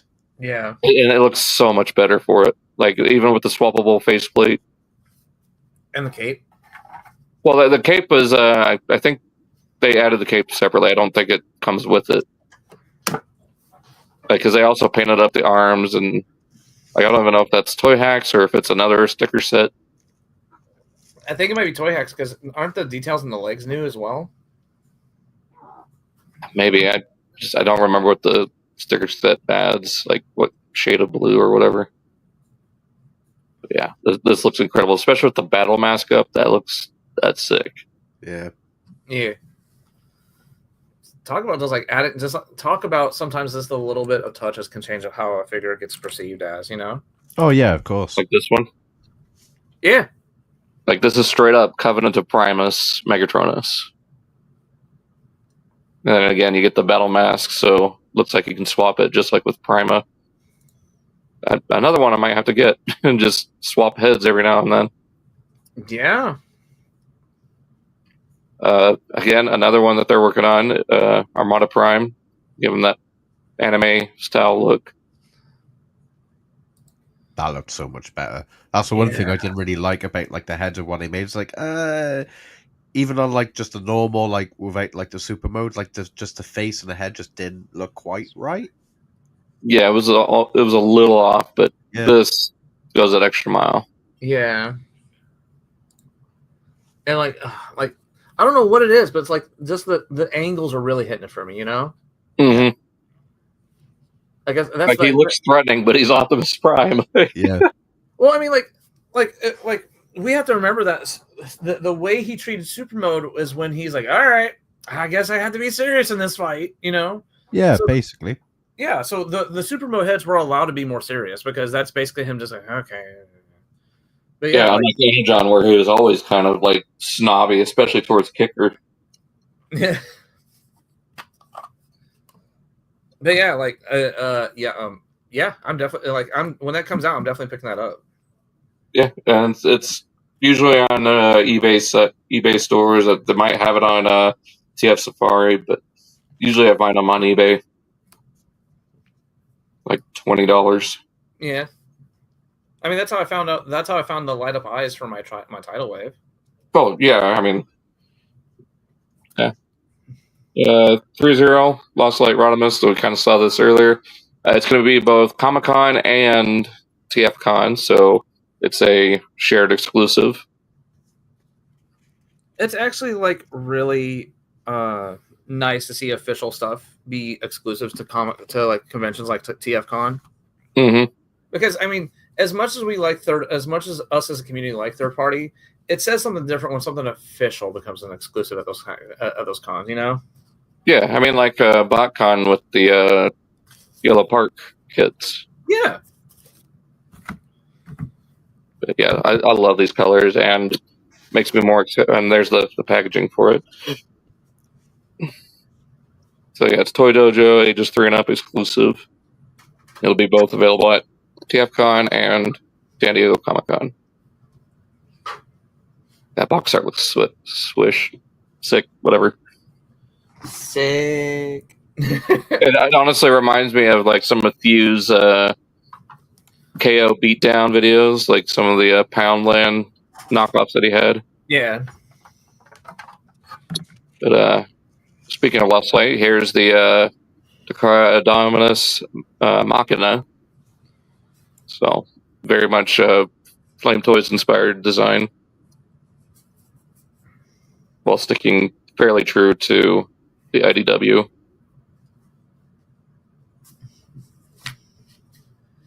I don't know what it is, but Lost Light colors they go hard. It's not Shattered Glass, but it's also like the was it Nemesis Hot Rod or whatever, or Black Rodimus that came out from Masterpiece. Yeah, I mean they're based off of a comic book, and those people know color theory really well. So, so like you have to really give them the props. Any thoughts on this, Chris? Yeah, it looks alright. I like the color scheme. I like the dynamics, the mold itself. Yeah, it's a good solid figure. It's a good color scheme. It's not like it looks busy. It reminds me of like Gigapowers, Dinos. Yeah. Like everyone's like, oh, I don't know, because they look really like busy and whatnot. But it's like, yeah, but it can work. Just depends on like what you're used to. I think it's like if you're always going to compare to like, for example, I got the G1, the Magic Squares G1 Combaticons. there's like no panel linings on them like whatsoever. They're just cartoon accurate. That's it. It's very bland, but hey, do you know what? It's accurate. Versus this is going outside of the scope and it's putting in as much detail as possible, which I think is good. Yeah, like kind of like the Kang toys and their Predacons and Dinobots that are coming out. Like those are really busy designs, but when you get that Predaking together, it's gorgeous. Like I just saw Jobby's review on it a few days ago, and that thing looks amazing. It's not for me. I might get the Voyager scale one at some point, but the Mass Priest one is just too much. Yeah, very pointy. Yeah. Here you go, Alan. I know you're excited about these. Yeah. Yes. Craftsman Toys Strafe. I mean, and like just judging by like these pictures, he's going to be kind of simple, but sometimes that's all I want. Just give me simple. I don't need every single third party figure to be a masterpiece class level of panels upon panels upon panels upon panels. You know. Yeah, and I saw a review on the nose cone. If they made it just a little bit, if they blew up the scale maybe like 20-30%, probably not even that much. If they made them just a little bit bigger, I would be all over these. But I think just for scale, these are probably too small for my collection. I know I was thinking about it last time, but seeing that review since then, I mean, that's fair. I mean, that's really fair. But also at the same time, it's like I am just so foaming at the mouth for a Computron that's not $400. Yeah, make toys. No, like the official Hasbro one's like $300, $400. Oh God. Let's see. Hold on.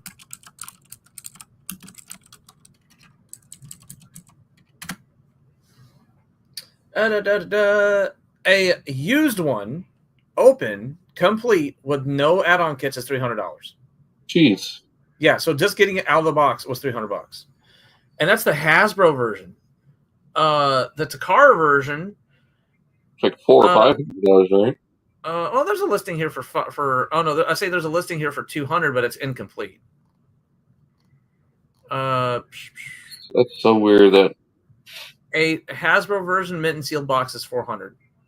God.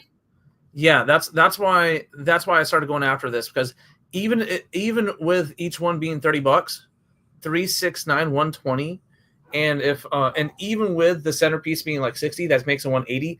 That still only makes it half the price of a Hasbro Combiner Wars Computron. That's ridiculous. Yeah, that's stupid. But at the same time, it gives me also. I'm taking the opportunity and taking this chance of dipping my foot into the more legend scale third party stuff. Mm-hmm. Because, like I said, space is a currency I really have to keep a monitor on. So legend scales are probably going to be my go-to. I mean, that's fair. And having a little even legend scale, this guy's going to be kind of big, you know. Yeah. I think they said that he's going to measure out to be like almost a foot tall when he's fully combined. Actually, foot tall. Hold on a second. 12 inches. 10. They said 10 to 11 inches would be when he's fully combined, which still isn't bad. Yeah, that's about commander class size. I think that'd be about the size of Jetfire. I think. Yeah. Which and they said that's about. I mean, it could still kind of refluctuate because a lot of that stuff is still in final stages of production. But no, yeah, like he's looking good. I can't wait to see the final paint job because he is missing a lot of yellow. Yeah. But yeah, I like how the wings fold up very cleanly in his legs. Like they're not just jumping out. I didn't realize that they're on the side, like rear corner of his leg. Yeah, like they fold up behind his leg. And yeah, like I am really excited for this, and I cannot wait. Now all I need is to see the they show. I think it was we have the nose cone. I think we saw the light speed, and all we need and we've seen strafe. We've seen scattershot and afterburner. And after that, we'll start eating good with actual like prototype or even completed images of the combined mode. Yeah, what do you think, Chris, of these Technobots, or what you've seen so far? it's weird. It's like how it's like if you like rewind to like what we were looking at earlier, like the legend scale stuff, and then like seeing this as it's just night and day. Okay, yeah, granted, there's like third party stuff, but I still feel that this shouldn't work. They shouldn't be able to put this amount of engineering in such a small thing, but they do. Well, I mean, So even it's incredible. Yeah, I mean, like perfect example would be like the Magic Square. Like they already did their legend scale Bruticus, didn't they? Yeah. And then New Age is starting to get into miners, I think. Iron Factory did their Bruticus, like 4 or 5 years ago? I think what they're basically doing is like these companies now. I mean, I've seen this happen for like the last couple of years. Is like people are running out of room because there's so many characters to go off by. So it's like, right, is the new route just to make stuff like smaller so people can? Because eventually, as a collector, you are going to hit the wall to like I can't get anymore. So yeah, like you could sell some stuff maybe at some point, but then it's like once you got so much stuff, it's like what do I let go of? But I think that maybe that's where they went wrong. Maybe they shouldn't have started off of like making the figures so big because we're so used to them now. We like the big sizes. They work in context. For example, like the Titans and things like that. Lewin. or that. Which is you basically like you check into bed and you got a Thunder Buddy with you. But yeah, I think it's good as long as nothing gets sacrificed. If it's like still really fun, enjoyable transformation, lots of detail and things like that, then yeah, this might get people back into collecting and things like that because they're like, oh, okay, I can actually collect like twice as much because they're literally like half the size. Yeah, I mean that seems to be what third parties are doing now. It's either MP or legend scale. Like there's hardly any generation scale anymore, so it's like catering to one extreme or the other. Whereas one's going to allow you more space to have more in your collection, the other one's going for size and like presence in the collection. Yeah. I think we're finally seeing what happened in what was it 2013 2014 era where they designed the masterpiece and then they learned how to scale that down. I think now we're seeing the reverse from some companies like Magic Square. Like they started off as a legend scale company, and now they're doing both. Yeah, but I'm also noticing it's not just the company themselves, but I'm also noticing like Magic like Craftsman. This is they only like their only release so far is the Technobots. They're taking the because you can be an engineer as much as you want, but all it really takes is to look at someone watching all it really takes is just watching someone do a review of someone else's toy, and you can go, okay, well they should have done this, they shouldn't have done that, and that's where a lot of these third parties could come in and go, okay, well here's our version of X character, and we made sure that this problem will not happen with it. And seeing how, and I think that's where a lot of these people are kind of approaching with these toys, that they're looking at some of the more bigger ones. Like look at some of the bigger Computrons, right? And they're looking at that and they're going backwards. They are going like, how can we make this smaller as our first release? And then yeah, like you said, they could eventually go to bigger. But having also on the production side of things, when you think about it, starting off as a legend size company means that if this toy fails, you're not out that much, especially out of production costs. Yeah. If you try to get into the third party sphere and your first release was a third party masterpiece scale figure, you're out engineering, you're out R&D, you're out a lot of plastic in production. Yeah, and those plus the all the molds that are going to be huge. Yup. Yeah, I mean it's neat. It's neat. Very accurate to the G1 model while also being stylistically new without going too extreme. It fits that kind of chug aesthetic while still maintaining a Legends-esque scale. And now you know why I'm going gaga over it. It's not just the price. I mean, I really like them too. I just wish they were chug scale. These would be the perfect chug Technobots if they were chug scale. If they're just a little bit taller. That's all I ask. Side point sized. So for me, what I'm doing is that they're in the chug shelf, but what it's going to be is that they're going to be as a stand-in as Computron until they get a new Computron released, and then that Craftsman Toys is going to migrate over to my desk as a mini Computron that I can fiddle with. Yeah, I can't wait to see their Afterburner and see what they do with him. If they make him more Light Cycle-esque, or they're going to stick to G1. So, yo, I hope they make him more Light Cycle and they give him some like effect parts. That'd be baller. Yeah. Next item, speaking of different extremes, we got the MP scale scavenger from X-Transbots. So you get two different heads, one being more toy inspired. Comes with a little piece to, replicate the G1 toy as well as be the elbow joint. Very clean. Yeah, X-Transbots looks to be like them, and Fans Toys are leading the Devastator wars in force compared to Ocular Max. I know people swear by their life for Ocular Max, but I am not feeling their design for Devastator. I am getting some really big, like 2009. No, it wasn't 2009. It was like 2010, 2011 Devastator War. Oh yeah, Devastator wars are back. I mean, Hasbro's putting out their Devastator. Now all the third parties are doing it again.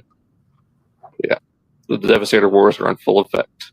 Oh my goodness, I'm here for it though, because I like seeing the competition, and especially like with these, right? As much as it kind of does, as much as it messes with my head seeing the cartoon like cleanliness in real life, right? It's still really cool to see all these different styles come out. Like we have more cartoon aesthetic, we have more toy aesthetic, we have more stylistic. We have options now. Yep. And then you got Ocular Max, which is like neither, but it claims to be. I don't know. I don't know what's going on with the design for MMC with their Devastator. It's very odd. A lot of crack. Dr. Wu doing Shattered Glass, Slugfest, and Overkill. Slugfest being very much inspired by Robin to go with the Shattered Glass Rat Bat being basically Bruce Wayne, Batman. Yeah. I don't know what Slugfest is based on, unless it's another version of Robin. I don't know. Huh. Yeah, these are like their Micromaster. I think these fit in Siege Soundwave. I'm not too sure. Yo, if these fit both in Sound Blaster, if they fit in Soundwave and Blaster, that'd be cool. Yeah, and it shows what you could do with cassettes, unlike what Hasbro has done. Steeljaw. Mm-hmm. Okay, so this is the big ticket news item for this week, and I mean, I can only speak for myself. I cannot wait for this thing to go on sale. Like to be available to purchase. I was going to say, are we talking about like sale? No, like for purchase. Like I have the Optimus, I don't have Bumblebee, but I am 100% getting this because Soundwave is my favorite Decepticon. Do you have a price on it yet? $190 US or US. Woo! 1,500 parts. Does come with a sound brick with a few voice lines. One of them being, of course, Soundwave Superior, Danger, Autobots Detected, Decepticons are awesome. That one threw me off. I thought that was a fake line at first. Assemble, Strike Force, or something like that. There's a couple more. Mm-hmm. It includes a few sound effects. The voice lines is if they swap out, rather than doing a G1 voice, do a Bayverse voice of Soundwave. Just because you can imagine how many people would just pure rage.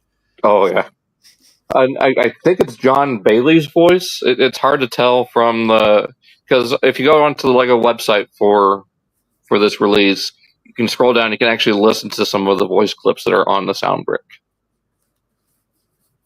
So, I mean, if it was John Bailey, I wouldn't be shocked because like he is kind of the new catch-all guy. I think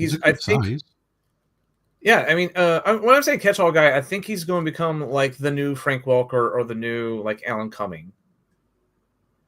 Alan Tudyk. No, was it Alan Cumming? Not Alan Tudyk. Jim Cummings. My bad. Mm. Or like or I'm using them as a comparison because like they have voices that they use everywhere, you know, and to be fair, they are getting up there in age, so it's kind of fair like why they would be wanting to branch out to Jim more often, and not to mention Jim's like he's only in his late 30s, early 40s. Even John? Yeah, John. My bad. I'm getting. My goodness, my day is just all epic voice guy, right? Yeah. But there's just so much in this set. Jesus, he's lost so much weight. I'm sorry. Like I googled him and it's literally like a pic from him from like 2018 and like a pic from like 2 months ago, and he lost just like a metric ton of weight. Yeah. Like it literally showed me a before and after. He's 46. Yeah, not too bad. Yeah. But Soundwave here comes with a lot. Yeah. And fully converting Ravage and Laserbeak with their accessories being separate. A little plaque, little Soundwave in cassette mode. Okay, so so I watched a video of this last night, and it is like some of the bigger Lego toy reviewers already got this in hand. Yeah, I mean they're going to because it comes out in a month. So yeah. And that plastic window that has the Decepticon symbol on it is shipped in a separate bag, so you don't have to worry about it getting scratched up. Yeah, because it's printed, right? Is it a printed piece? It is a printed piece on a clear plastic window. So it is shipped in a more tight paper bag, so it will not get scuffed up. Same thing with the sound brick. The sound brick is by itself. The everything that you see can store on him in alt mode. Oh wow! So his blaster, the shoulder cannon, even the accessories for the cassettes can all fit in. I'm not sure about the cassette ones, but all of his accessories can fit on the back. That's impressive. Yeah. And the little mini cassette version of his stuff that fits on the nameplate, right? Behind the nameplate is a little tucked away, like little space. So his little mini self can have a spare can display either Ravages inside him or Laserbeak. And the little you can see like there the 1x2 tile. Yeah. And that tile that you're not using can actually fit in a spare open spot behind the nameplate. That's nice. Like you create a little cavity that's just big enough for that thing to slide in. So basically, you now mind you, as far as I know, because they only showed it, it looks like only one tape can fit in at a time. Yeah. But it looks like most of everything can be contained on him no matter what form. Or at least most of it. Yeah, and then I can see there's an extra piece there, which goes to, if you look at the middle picture here, you can have either the cartoon accurate red eyes or the toy accurate yellow eyes. Yep.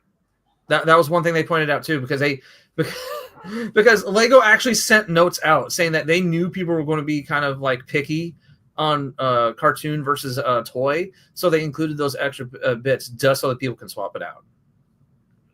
And the bits that you don't use can fit on the sound brick. Yeah, I think I saw that, like the yellow or red in one of the scenes where they were putting it inside of him. Yeah. So so this that's the I don't know why I'm so bad today. Okay, so it's kind of a weird mix of things, right? Thanks to Soundwave's very basic transformation design, right? Because he just turns into a box. That's all he does. They're able to give him better joints. They're able to give him better articulation. They're able to give him better stickers because they don't have to really engineer him too much. The shin stuff, like his yellow kneecaps and everything, all that tucks in when you fold up the feet. Yeah, I saw a clip of like all the joints and everything that go into the transformation for the legs, and it's crazy how much more design and engineering they put into this than Optimus. Yeah. They are learning as they create new ones. Bumblebee was kind of a step backwards, I think. Yeah. This really does show that the because let's give the Lego creative team some fairness here. They've designed like quote unquote transformative builds before, but most of those quote unquote transformative builds have been stuff that can come apart. Like the best example I can give people is go look at the Lego Batman Batmobile, the big one. It comes apart into like 5 separate vehicles. And there's a bunch, and that's what they're known best, but they're not used to actual transforming and keeping it the same figure, essentially, right? Keeping the build intact, yeah. Yeah, keeping the build intact without them having to tear it down and go back and forth. And like what you said, and I'm just going to basically parrot you, is that they're learning as they go, and it's really showing in the best ways possible. So it makes me even more excited that we heard about Soundwave not too long ago. It was about 6 months ago or more. I think it's been about a year since we first heard about Lego doing a Soundwave. Okay, but I mean, like, it's also really cool to see that he wasn't even leaked. He was like announced, and I think there were the rumors that were floating around that we saw, like the listing and details. But yeah, there was no like pictures images or anything like that. Just details. And the only like quote unquote leaks that really happened like an hour or two before the announcement, anyways. So I don't really count those as leaks. This means that someone got a hold of the post before it went private. And what was it? But seeing them start just like get the feel for things, you know, and it just makes me want to ask the big question: who's next? Well, in one of the videos, and then someone pointed out that you can see an ambulance in a picture frame. That's right. It's 2. It was an ambulance and something else, wasn't it? Yeah. So it could be Ratchet and Ironhide. It could be anything. Ratchet. Give me Ratchet. Yeah. I'm a sucker for us doing more Ratchet stuff. You know. You got anything to say on this, Chris? No. I mean, I haven't messed with Lego in like forever and a day. So I mean, if it's other people's cup of tea, happy days. If it floats your boat, that's cool. But it just kind of sinks mine. It's just not anything that I would ever consider collecting, to be honest. That's completely fair. Yeah. I mean, because I mean, if I were to be 100% transparent, I don't own any of these Legos yet. I don't own the Bumblebee. I don't own the Optimus. I'm an admirer from afar, so to say. Yeah, I love the product at the moment. The Optimus set. Oh, I love it. I still need to get the Bumblebee. I might try to get it at some point because I think it's gone on sale a couple of times, but not enough for me to get it yet. What did you say, Chris? Because Dalton started talking over you. Sorry. Oh, just saying. So you're basically just stalking the product in a rightful, legal, safe way. There's no restraining order for what I do. Okay. This kind of goes with it. So on the Lego website, you're able to custom design a minifigure. I don't know if it's like one that you can then receive, but you can like decorate it with some of these Transformers details. That's cool.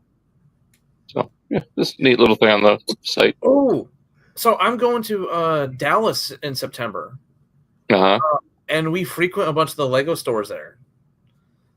So so next time I go to Dallas, I can actually see if they actually have these parts in the minifig dumps. Well, as far as I know, it's just like I don't even know like how this works. Like, so it could be just an avatar system on the actual Lego site itself. I think so.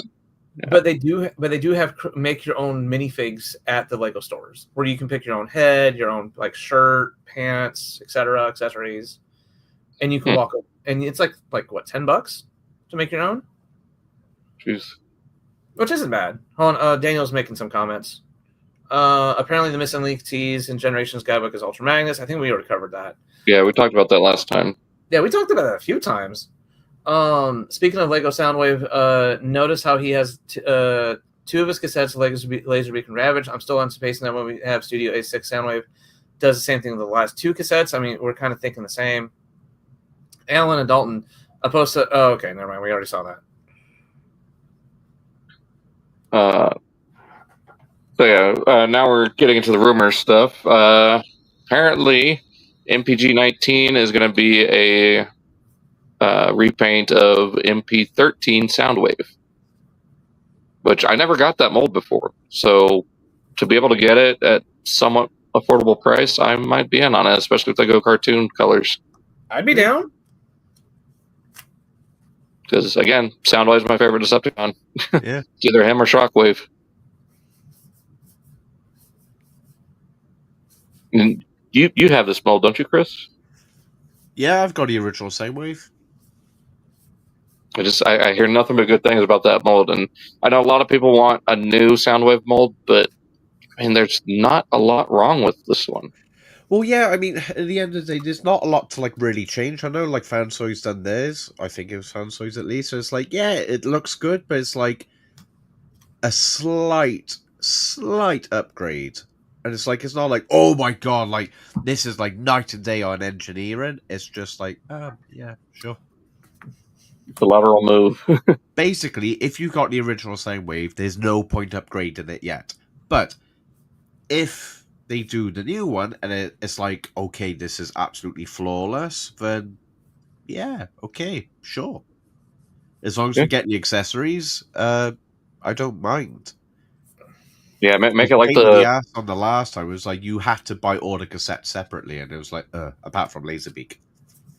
Yeah, do it like the Toys R Us one, where it includes all 4 cassettes with all their accessories. Yeah. But then, like, you got the problem with, like, the eyes, and you're like, ugh. Yeah. I definitely would be down for that, because I've always wanted to own... I've always wanted to own that Soundwave. You can get it really cheap on eBay. Really? Yeah. Well, probably KOs, but... Well, officially. Well, yeah, officially, I mean, well, so on the iPad, like different Facebook groups, but there was a guy who sold one a couple of months ago. I think it was like 40 quid. Oh. No box or anything, just as is. It comes with Laserbeak, but that's the Takara version. Oh, no, like there's like one of the first things that popped up on eBay is a used one, no box, with laser. Just like you can definitely tell, like this is the base Takara one. Goodness gracious, has Laserbeak, has his gun, is basically Soundwave, and it has some paint. It has some paint damage to it. Oh, but it's like $65. Yeah. Okay, so yeah, shoot, I'm just out of the loop when it comes to, like, the last time I checked his price, it was for stupid, but I mean, my word. Here's something you might be interested in as well.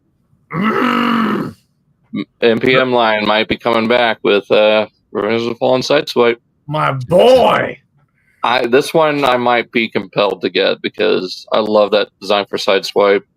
Even though it's like completely impractical with him being on wheel feet. Well, I think I mentioned it before. Like, design wise, like when you're thinking about just like from a movie perspective, right? And you can't really be toyetic about it. It makes sense why his wheel feet can make sense, because he's a living being. He's constantly shifting his weight around, right? Yeah. But as a toy, yeah, you're going to need some kind of kickstands to keep those suckers on. Unless they do something for us, like you've got like I don't know, that you've got the wheel feet, but like they all like cap off the bottom so it's flat so he can stand. I mean, it's not going to still be great, but like it's something, right? Well, and I think the Studio Series does it too, where it's just adds a heel spur or something. Or what they could what they could do is that since they're being more inclined to include effect parts now, give him like some kind of like foot placements that make him look like he's in mid skate. Yeah, like smoke effects or something, like the wheels are skidding. Yeah, I can see that, but I'd love to see if it's true because again, it'd probably want to compelled to get be my first NPM character. Oh, like as soon as they even announced the pre-order, my wallet is already booked a flight to Hasbro. I'm like, I want to deliver myself personally to these people. Another rumor popping up. Apparently, we're getting a missing link Nemesis Prime.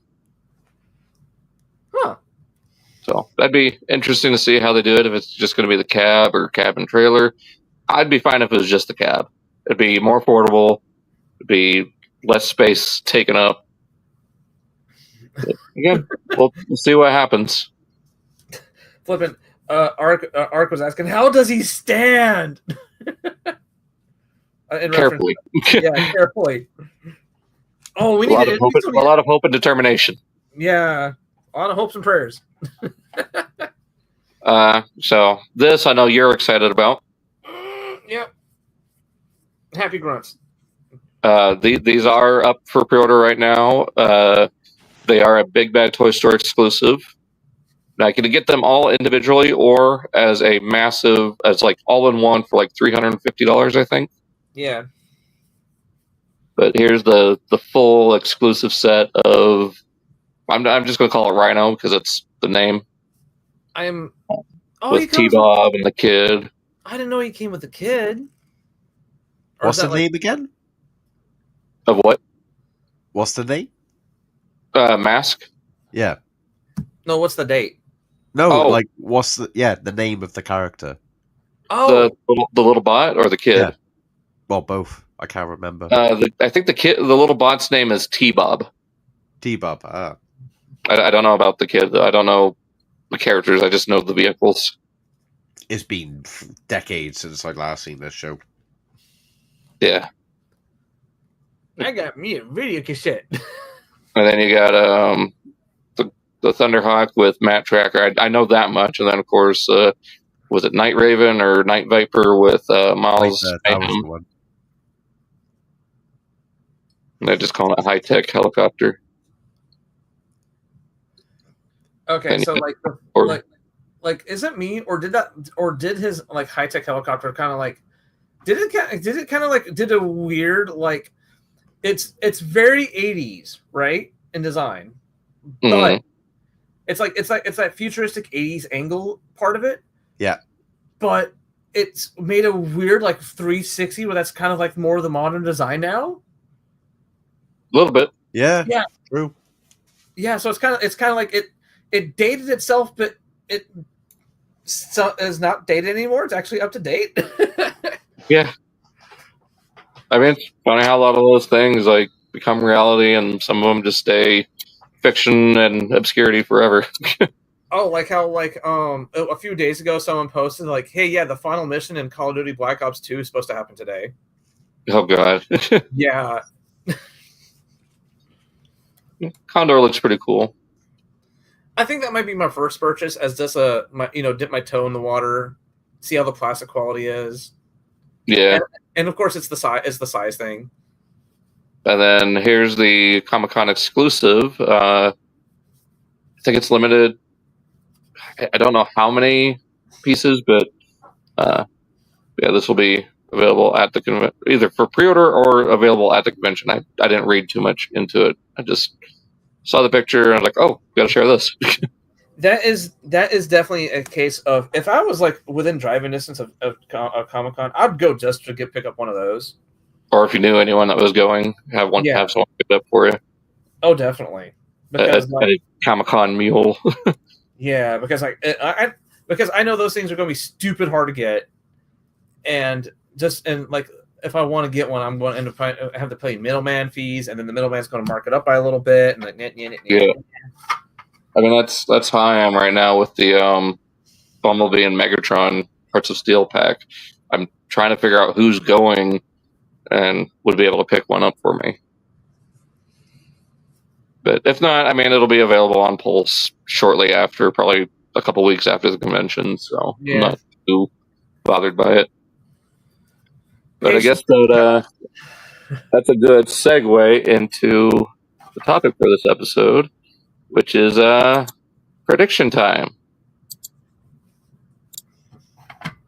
So I think everyone, Chris, I sent you the links for the listings of stuff that should be coming out next year.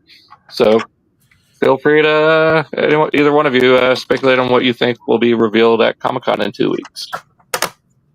Did you send me a link? Well, they're the listings that we went over before. Oh. I can definitely see them saving the Studio Series Titan class for San Diego Comic-Con. I think that'd be a little too early for a Titan class like that.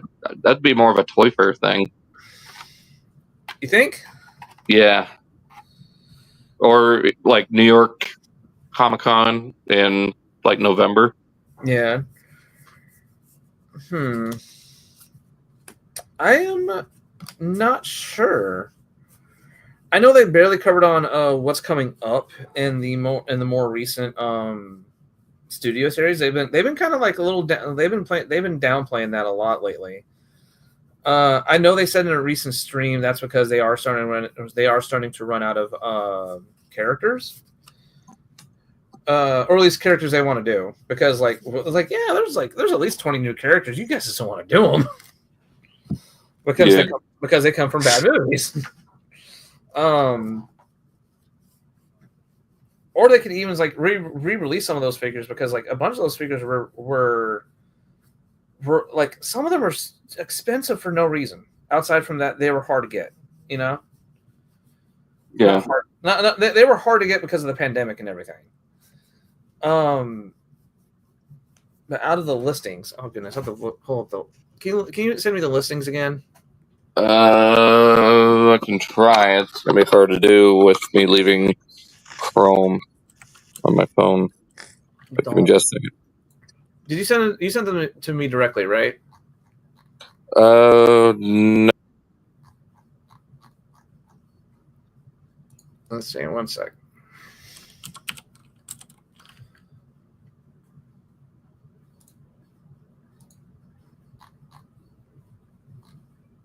Uh-oh. The man one's quiet.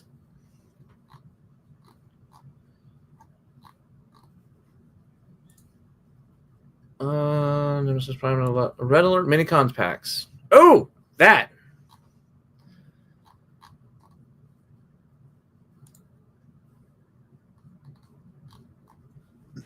Bone Crusher, Scrapper. Leak listings, found it. There you go. I sent you all the links. Oh, too late. I found it. Because remember, you can search your private messages for certain words. Oh. The Alpha Trion, the Shockwave. Oh, is this the new one? No, that's the newest one. I think that's for like late 2026, 2027. Oh, okay. So, I think which one? The 26, 2027, 26, 20. I think the first one was the one with like Alpha Trion, Shockwave, and Barricade. Maybe. Yep. Have a full listings of 2026 Studio Series thanks to JT Prime. I can definitely see them, especially like if I hate to kind of throw this in the face, throw this at people, but like, Last Night is 8 years old in 2026. Yeah, in 2026, Last Night would be 9. Wow. So, coming up on the 10-year anniversary of Last Night. There could be a lot of stuff in 2027 for the Last Night. Yeah, which, as bad as the movie is, there are some very interesting designs in that movie. Like, Barricade looks really cool. Nitro Zeus, I mean, we all love him. I have yet to come across a person who really hates him. Onslaught, aka Long Haul 2.0. Yeah. That Megatron design. like it needs new toys because that needs more love. What else? What's I definitely see a lot of these 2026 studio series either being announced or at least teased. That's going to be my prediction. Because the studio series as of right now is the big what's the word? Draw. It could be a draw, but not. But at the same time, they're not talking about it a lot anymore.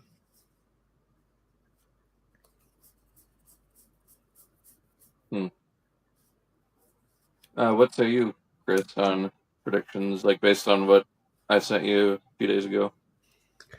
For some of the stuff on there, is like looking at like the Fort Max, the comics Fort Max in Leader. I don't know. It's a bit of a stretch, but hey, do you know what? There's been a lot of things that have come out over the years, and we've been like, okay, shit, we didn't see that coming. Yeah, I don't know. It's in the studio series Titan of what it's going to be. If it was Gamer Edition, I would say, right, we all know what it's going to be. It's obvious. Yeah, it's going to be Triptychon or Omega. Yeah. But I generally, I can't think what, that's my biggest look into, the Titan. I really, really hope it's going to be Primus. But I would be really peed off if it was Primus at the same time. Reason being, I want it to be a HasLab. Granted, I know that Unicron was a bit tricky, but that was their first proper one, so it's okay, well, the HasLab stuff is selling quite well now. So this time around, it should be alright. But I know sorry, I sneezed. I know when it... Oh god, my sinus is I'm still talking like that quite a bit. I know with the original intention of HasLab Unicron was it was supposed to be a normal Titan. It was going to be made either way. If it didn't get backed enough, they were just going to put it into a normal retail. They have said that, but I just hope it. I know Primus is naturally going to be a little bit smaller than Unicron, probably.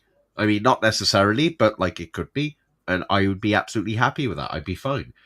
But yeah, I need a Primus. You've given us the 13 primes, and if you go back on the old Cybercast days, how many times was I beating that freaking drum saying we need the original 13 primes? You and Dakota were both, and sometimes even James were going on about it. All the time, and it's they finally made it. So it's right, okay. Now I need to change the beat of the drum, and now I need to keep talking about Primus, so then maybe they would hear it.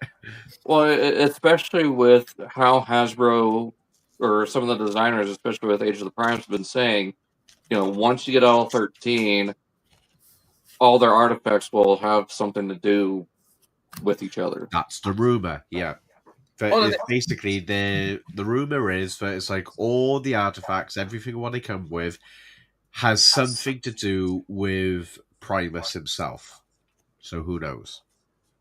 Well, that was the they kind of pseudo confirmed that in the stream. That's what they said that when you get all the artifacts together, they're supposed to do something. So they kind of soft confirmed the rumor.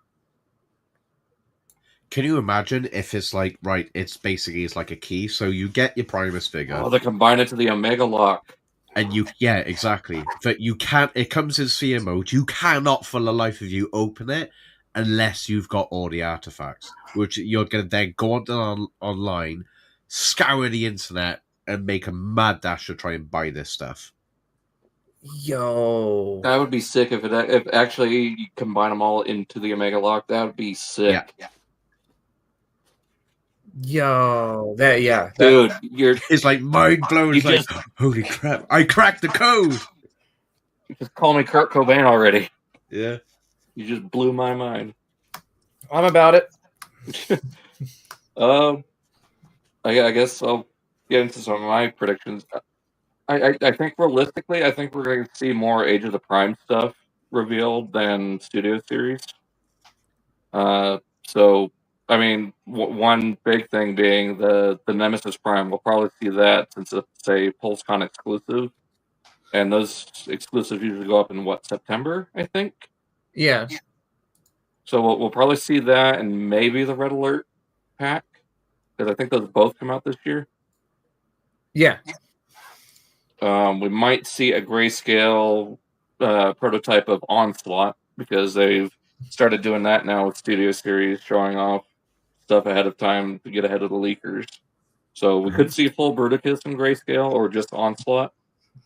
And maybe the first wave of next year's Age of the Primes lineup. And then maybe another couple teases for Wave 1 of Studio Series. Which I can't remember what's all in that first wave, but so for like Age of the Primes, probably Quick Strike, maybe Sideways. I can't remember who's in that first wave. Swindle or Brawl, whichever one comes out first. Maybe Blast Off.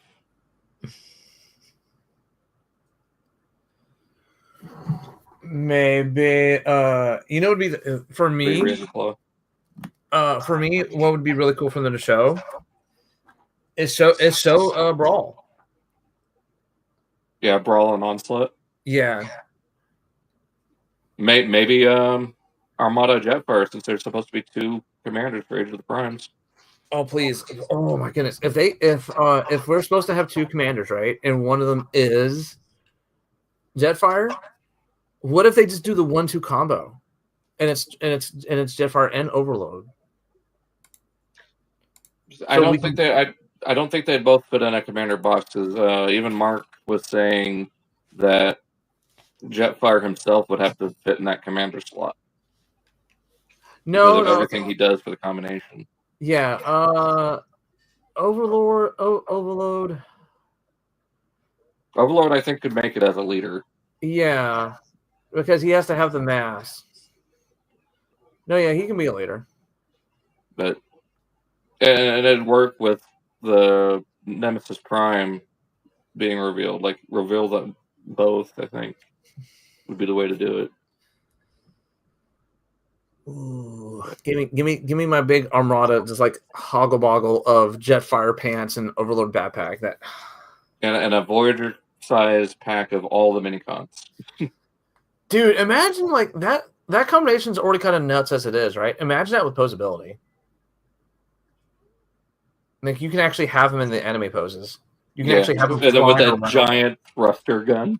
Yeah. I mean, it probably won't be as big because it was that big in the original because it had all electronics in it. Yeah. So it'd be smaller. It'd be more like the size of a regular blaster for him. But I don't know. I hope they keep it big and chunky like it was in the cartoon. What if they make it what if okay, so what if normally by itself it's just kind of okay, but what if it's able to combine with Prime's gun to make it big and chunky? I could do that. That would be cool. Do you have the Armada Prime, Chris? No, I got the original, but I didn't get the redo of it. No. Oh, you don't have that one?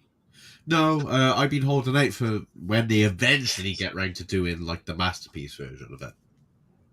Yeah, I think the closest you'd have for that is the Fans Hobby one that came out a couple of years ago. Yeah, but the face looks really weird and it's not right. And it's like, nope. It's the eyes. Like, they've done the eyes really wrong. Yeah. Well, I mean, Nemesis Prime from Hasbro might be the way for you to get it then, since you were talking about in that color scheme. Yeah. Because that kind of like greenish, bluish black that he is, and then we were talking about last time adding in some of that kind of like beige from the toy. Like, just blend the cartoon and toy together, and you'd have the perfect Armada Nemesis. Yeah, jumped in. So, I don't know. It's hard to say what they're going to reveal, but I'm excited to see what they have in store, because the panel is supposed to be the Friday before we stream in the evening, so that'll be perfect. I'll just bring it up on. I'll just screen share on TFW, because I am not going to have the time to put that all into a slideshow in time for the stream. Yeah, I was just fixing to say.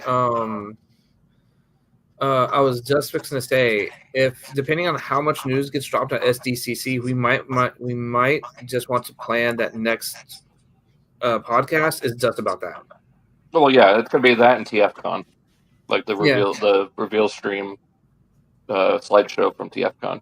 Hold on, let's. Daniel said, "Did you know that according to JT Prime, the rest of the Walmart Generations G1 Retro is going to be revealed at SDCC?" Oh yeah, Sea Spray and Brawn. I forgot about those two. And see those there. And he said apparently there's a rumor that the Walmart Cybertron Anniversary subline is apparently canceled. I mean, maybe Walmart canceled it on their end, but I'm sure Hasbro will probably put it as like just Pulse exclusives. Yeah, because that also makes sense because why they would cancel it. Because like all the Walmarts in my area are now, they don't carry adult lines anymore. It's all like Earthspark and Transformers 1 and Blockies, and that's it. There's no Legacy, there's no Generations, there's none of that anymore in their respective areas. That sucks. Yep. Yeah, I think I'm going to be going to Super Center here in a little bit. I'm not too sure what's going on with that because I haven't been to the Super Center in the better part of a month, so I might go and see what they've done at my store. Yeah, definitely check it because I think some stores have a delayed refresh, and some stores are just doing it with the refresh. So I'd be checking as much as you can. Yeah, especially since I need to get a new scrapper at some point. Yeah, but kind of like an upside of that is that when they do refresh it to not have the legacy stuff anymore, they will clearance out all the stuff they take off that planogram. That's how I got my Ninja Turtle van for half off. Oh wow! Yeah. So, Don't die on the script. Do we have any other predictions for Comic-Con? Not really. Yeah, it's so hard to figure out what they're going to reveal. I can't remember what the Wave 1 stuff for Studio Series is for next year. Maybe we'll see Barricade, I think, if they do show off Studio Series. Possibly. But at this point, there's so many rumors and we have so much listings. It's kind of hard for us to nail down what's going to be. Yeah. It's like saying, hey, yeah, it's like predict what section we're going to sit, and we have the whole ballpark, you know? Yeah. So I think a little bit of the first wave of Age of the Primes year 2, probably definitely Onslaught as a prototype. I mean, they usually show off some sort of prototype or something at Comic-Con. Dana said if we're Holtzcon can reveal like the full rest of the wave, they probably reveal like half the wave, maybe like 2 deluxes, a Voyager, and a Leader, and save the rest for PulseCon or 1027. Yeah. Oh, we completely forgot about one. What? The roleplay weapon from Studio Series. Oh yeah, and then the 40th anniversary 86 toy line. Yeah, I can definitely see them announcing the 86 toy line at SDCC. Start off by showing just the battle damage sleep mode prime. Yeah, because I can definitely see them leading off with that because like you'd want to announce that as like not late in the year, but as soon as you possibly can. Like SDC would probably be perfect because like say next year is going to be the 40th anniversary of 86 movie, and the celebration starts at New York Comic Con. Well, and then watch right as they start getting ready to do the reveals, they play the Death of Optimus Prime. Bruh. Like the song. Bruh. And then as soon as you hear the drums, the dun dun dun dun dun, just the slideshow starts with Sleep Mode Optimus. Bruh. How cool would that be, Chris? Yeah. Battle damage Megatron. Wait, what? I still cannot absolutely wait for that. Well, because there's a Megatron listing for the 40th anniversary subline. So, could end up with a battle damage Megatron. Like the bashed in chest, the fluid leaking down his face. But yeah, I mean, definitely a lot to think about for the upcoming stream. I'm looking forward to checking out what they got at Comic-Con. So, if there's anything either of you want to share that's not exactly Transformers, but still you want to talk about it, feel free to share it with me. Like, it's an open book. So, because I'm sure you'll probably want to join us for that, Chris. Talk about the Comic-Con reveals. Yeah. And we'll probably have Kev on. He was on last episode, but he's on vacation right now. He is, I think, going out to Mexico City. So, Hey. but I think that is a good place to stop it. We didn't go up to 3 hours this time. Just 220 this time around. I mean, we covered what we needed to. I tried keeping us from getting too much stuff. It was less than 100 slides this time. And I restrained myself on TFCon stuff, and we'll save that for the next stream. It's like just going through as like, must not give in to intrusive thoughts. More slides. No, not more slides. But, yeah, we're definitely going to have a lot of stuff to talk about in the next episode. So anyone tuning in now or wanting to check that out, be sure to tune in. So tune in and get comfy. Oh yeah, pop some popcorn. Make some pizza, hot wings, hot dogs, bacon wrapped hot dogs with grilled peppers and onions on it. I still want to try. You guys ever try garlic bread? What about garlic bread? Like flat garlic bread. Oh, right. So flat garlic bread, right? I'm gonna say this is gonna blow your balls off, let alone your mind. Get the flat garlic bread. Go to KFC. Peel off said chicken. Put it into the on top of your garlic bread wrap, like flat bread. Roll it as a wrap. Thank me later. Now, are you talking about like peeling off just the skin in the garlic bread, or the chicken itself in the garlic bread? The chicken itself, the whole thing. So the bread is a garlic bread flatbread, garlic flatbread KFC wrap. My arteries are already clogging. Oh yeah, like instantly they will, but it's brilliant. I mean, it's just like what Hex was saying in the Twitter chat. Like, you spend a week down here in Texas, you're going to gain like 300 pounds. This time, well, I just came back from Florida. I didn't do that bad. I only come back like 4 pounds heavier. Well, I mean, that's Florida. That's not Texas. Yeah. I mean, you haven't had like straight up Texas barbecue. Well, when I was in Florida before, I was having over 6,000 calories a day. Oh my God. I know. But it's like no one told me like how many calories you guys put in your food. Like I went to the Cheesecake Factory 3 times a day. Have you seen Americans? Cheesecake? 1,700. Then I would have like a Five Guys milkshake like 2 or 3 times a day. For breakfast, I was having like these really nice waffles with maple syrup.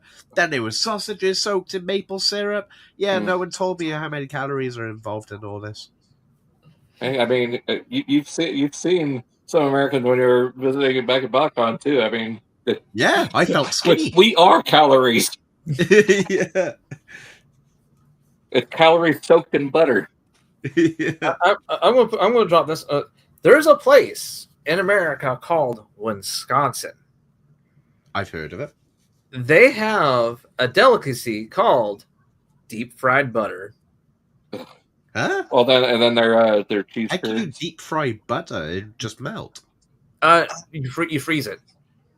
Yeah, you dip it in liquid nitrogen and then you dip it in batter. Yeah. It's the same way how you're able to deep fry Snickers. You freeze it first. Oh, well, then deep fried ice cream, deep fried Kool-Aid. Yeah, same deal. Yeah.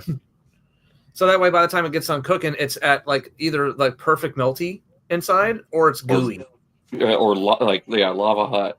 It's like that episode of King of the Hill where Boomhauer and Bill are just deep frying everything. So do they like ever deep fry like cans over there? Like what? cans, like jerry cans, Jamaicans, Americans. Like a nice way of cannibalism, but like in fine dining, like gourmet cannibalism is what I'm after. That's funny. I know we can deep fry some pecans. There you go. Yeah, that's nice. Oh, deep fried pecan pie. I'm bloody hungry now, Jesus. Yeah, it's about lunchtime. Yeah. So welcome to America. America. Give me my cheeseburger served with bacon with extra cheeseburger. Oh no! Oh yeah, the bun. Yeah. The bun's made out of grilled cheese. You could even eat the wrapper. The sugar paper. Oh God. Oh, don't forget about the drink. The drink is in a sugar glass. So you like as soon as you done It'd be like the clip of Bortus and the Orville just eating the glass with a cactus. Yeah. Oh my goodness. This has been a fun episode, so I hope you guys all enjoy this. Stay tuned for the next one. Yeah, we're gonna have a lot of fun again, so lots of stuff to cover. I said that already, but I'm a rambling person. Everyone knows this by now after watching my channel for about 14 years. I am a rambling man. So that being said, weird lore drop about me. My channel turns 20 years old in 2027. Oh wow! I did not realize YouTube was around that long. Yeah. My goodness. So I guess we'll give one more round. I guess tell us who you are, where we can find you, or what you got coming up as far as like channel stuff. Starting with Chris. I mean, you can't really find me. Like, I've got a couple of different businesses, but I own a Viking Barbers in the UK. You can look it up, Barbarian House, Haus Barbershop. I also have my own clothing line and my own hair product company, and I will always collect robots, and I have like too many impulsive buys, and my wallet don't like me. Yeah, just like a 1,000-pound, 4.5 foot. Yeah, don't tell Rach. Don't tell the missus. Oh my God. Oh. She's like, how much did that cost you? It's like, oh, like it weren't too bad. Like you pay installments. I've been paying it over like the last like 5 or 6 years. It's like, oh yeah, just like £20 a month. Like, why did it take it so long? Oh, it's a big. It's big. It's just really big. You say that you have your own stuff coming out. Now that I see your profile picture, it's like, yeah. This is like I mean that in like the most like respectful ways. Like this is a man who takes care of himself. Yeah. Don't look at me in real life. Don't look at me. Avert your eyes. But send me some of that info, Chris, and I'll be sure to put it in the description so people go check out your clothing line and your shop. Happy days. So, Alan, why don't you tell us where we can find you, what you got coming up? Of course, everybody can find me at Werewolf Finder for my toy reviews, which I'm still trying to write. I'm still trying to write a few scripts for some very big reviews. I'm taking my time with those. They're not being rushed whatsoever. But of course, I am more active on the video game channel where we are streaming all the console Transformers games while we are on our way to make a video about said every single console game, and it's going swimmingly. So check it out, because like the last game we had to start adding a jank counter because there's so much stuff happening so bad. We just had to start a counter of like, oh god, it's like we have to start a counter for this. You'll probably have to do one for the next game too. I was gonna play Earthspark on the Xbox, but the copy that came in was damaged. I had to return it, and it was going to take so long. I already had a copy for the Switch. I was like, you know what? Let's just go ahead and play it on the Switch. And oh boy! Well, I mean, like Galactic Trials, because I've heard that game's pretty janky. What? Galactic Trials, isn't that one that you got coming in soon? Yeah, but I have it coming in for the Xbox, so the jankiness might not be as prevalent because it's going to be on a better console. But at the same time, it's like my hopes are not up.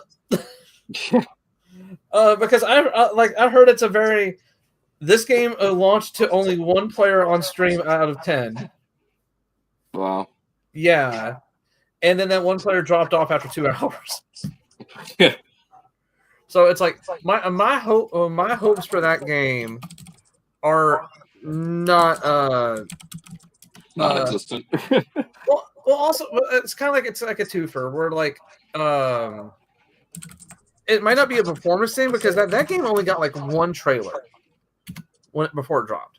Yeah. So it also could be a situation where no one really heard of it. Sounds like a certain movie that came out a few months ago with terrible marketing. Oh my goodness. There's more people playing Galactic Trials than there is Earthspark right now. Wow. There's a whopping 2 people playing it on Steam. And you're one of them. No, I'm playing on the Xbox. We're only going by Steam, right? As of an hour ago, there's 2 people playing it. The all-time peak, 14. Wow. And that was back in October when it launched. Great success. I'm trying to find it. There's more people. Of course, there's more people playing Fall of Cybertron and War for Cybertron. I was going to say they need to just remaster those games and put them out for current gen systems. I really want to get back to those games, and I can't do it now. I'm in the camp of they just need to put them on Game Pass. Yeah, just as is, and then open up the servers again. Because like those are like some of like the perfect games to put on Game Pass. They're 8 hours long, right? You're in, you're out within a few playthroughs, and not to mention that final level for Fall of Cybertron is probably like I've been gaming like hardcore gaming since like the early 2000s, right? And the final level of Fall of Cybertron is still in my top 5. Like it's that good of a level, you know. That's how the War for Cybertron is too. Like I love that campaign. The campaigns are so good, but it's like the back and forth of the final level of Fall of Cybertron, where it's like every time like you rush by somebody, the perspective shifts to that person's perspective, and then as if it's like all one big long shot. Yeah, it's basically it is. It's one big long cut, and anyway, if anybody who hasn't seen that last level of Fall of Cybertron, go look it up, or even go back into my channel and go look up the VODs. We streamed it, and it's. Or if you haven't, just go you can actually go to goabandonware.com and download those games. There you go. Yeah, if you have a PC. So. All right. Cool. Sorry. For me, you can find me everywhere at Deltini95. I've got a couple of videos coming up. I know one of them is the Commander Class Long Haul and Hook. I think after that I need to record either the Sonic 2-pack or Vortex. I'll figure out which one. I'll probably do Vortex first. Because the wingtail or tails transformation is still really weird for me. Janky. Yeah, it's janky. Like there's wings, there's bits just getting in the way. Some of the plastic's really hollow, especially on tails' legs. So, but that's pretty much it. So I guess we'll see you guys in the next stream where we talk about TFCon reveals and Comic-Con stuff. Yeah. So, hope you guys enjoyed the stream. We'll see you guys in the next one. Bye. Bye. So long. Thanks for all the fish. And remember, Beast Wars.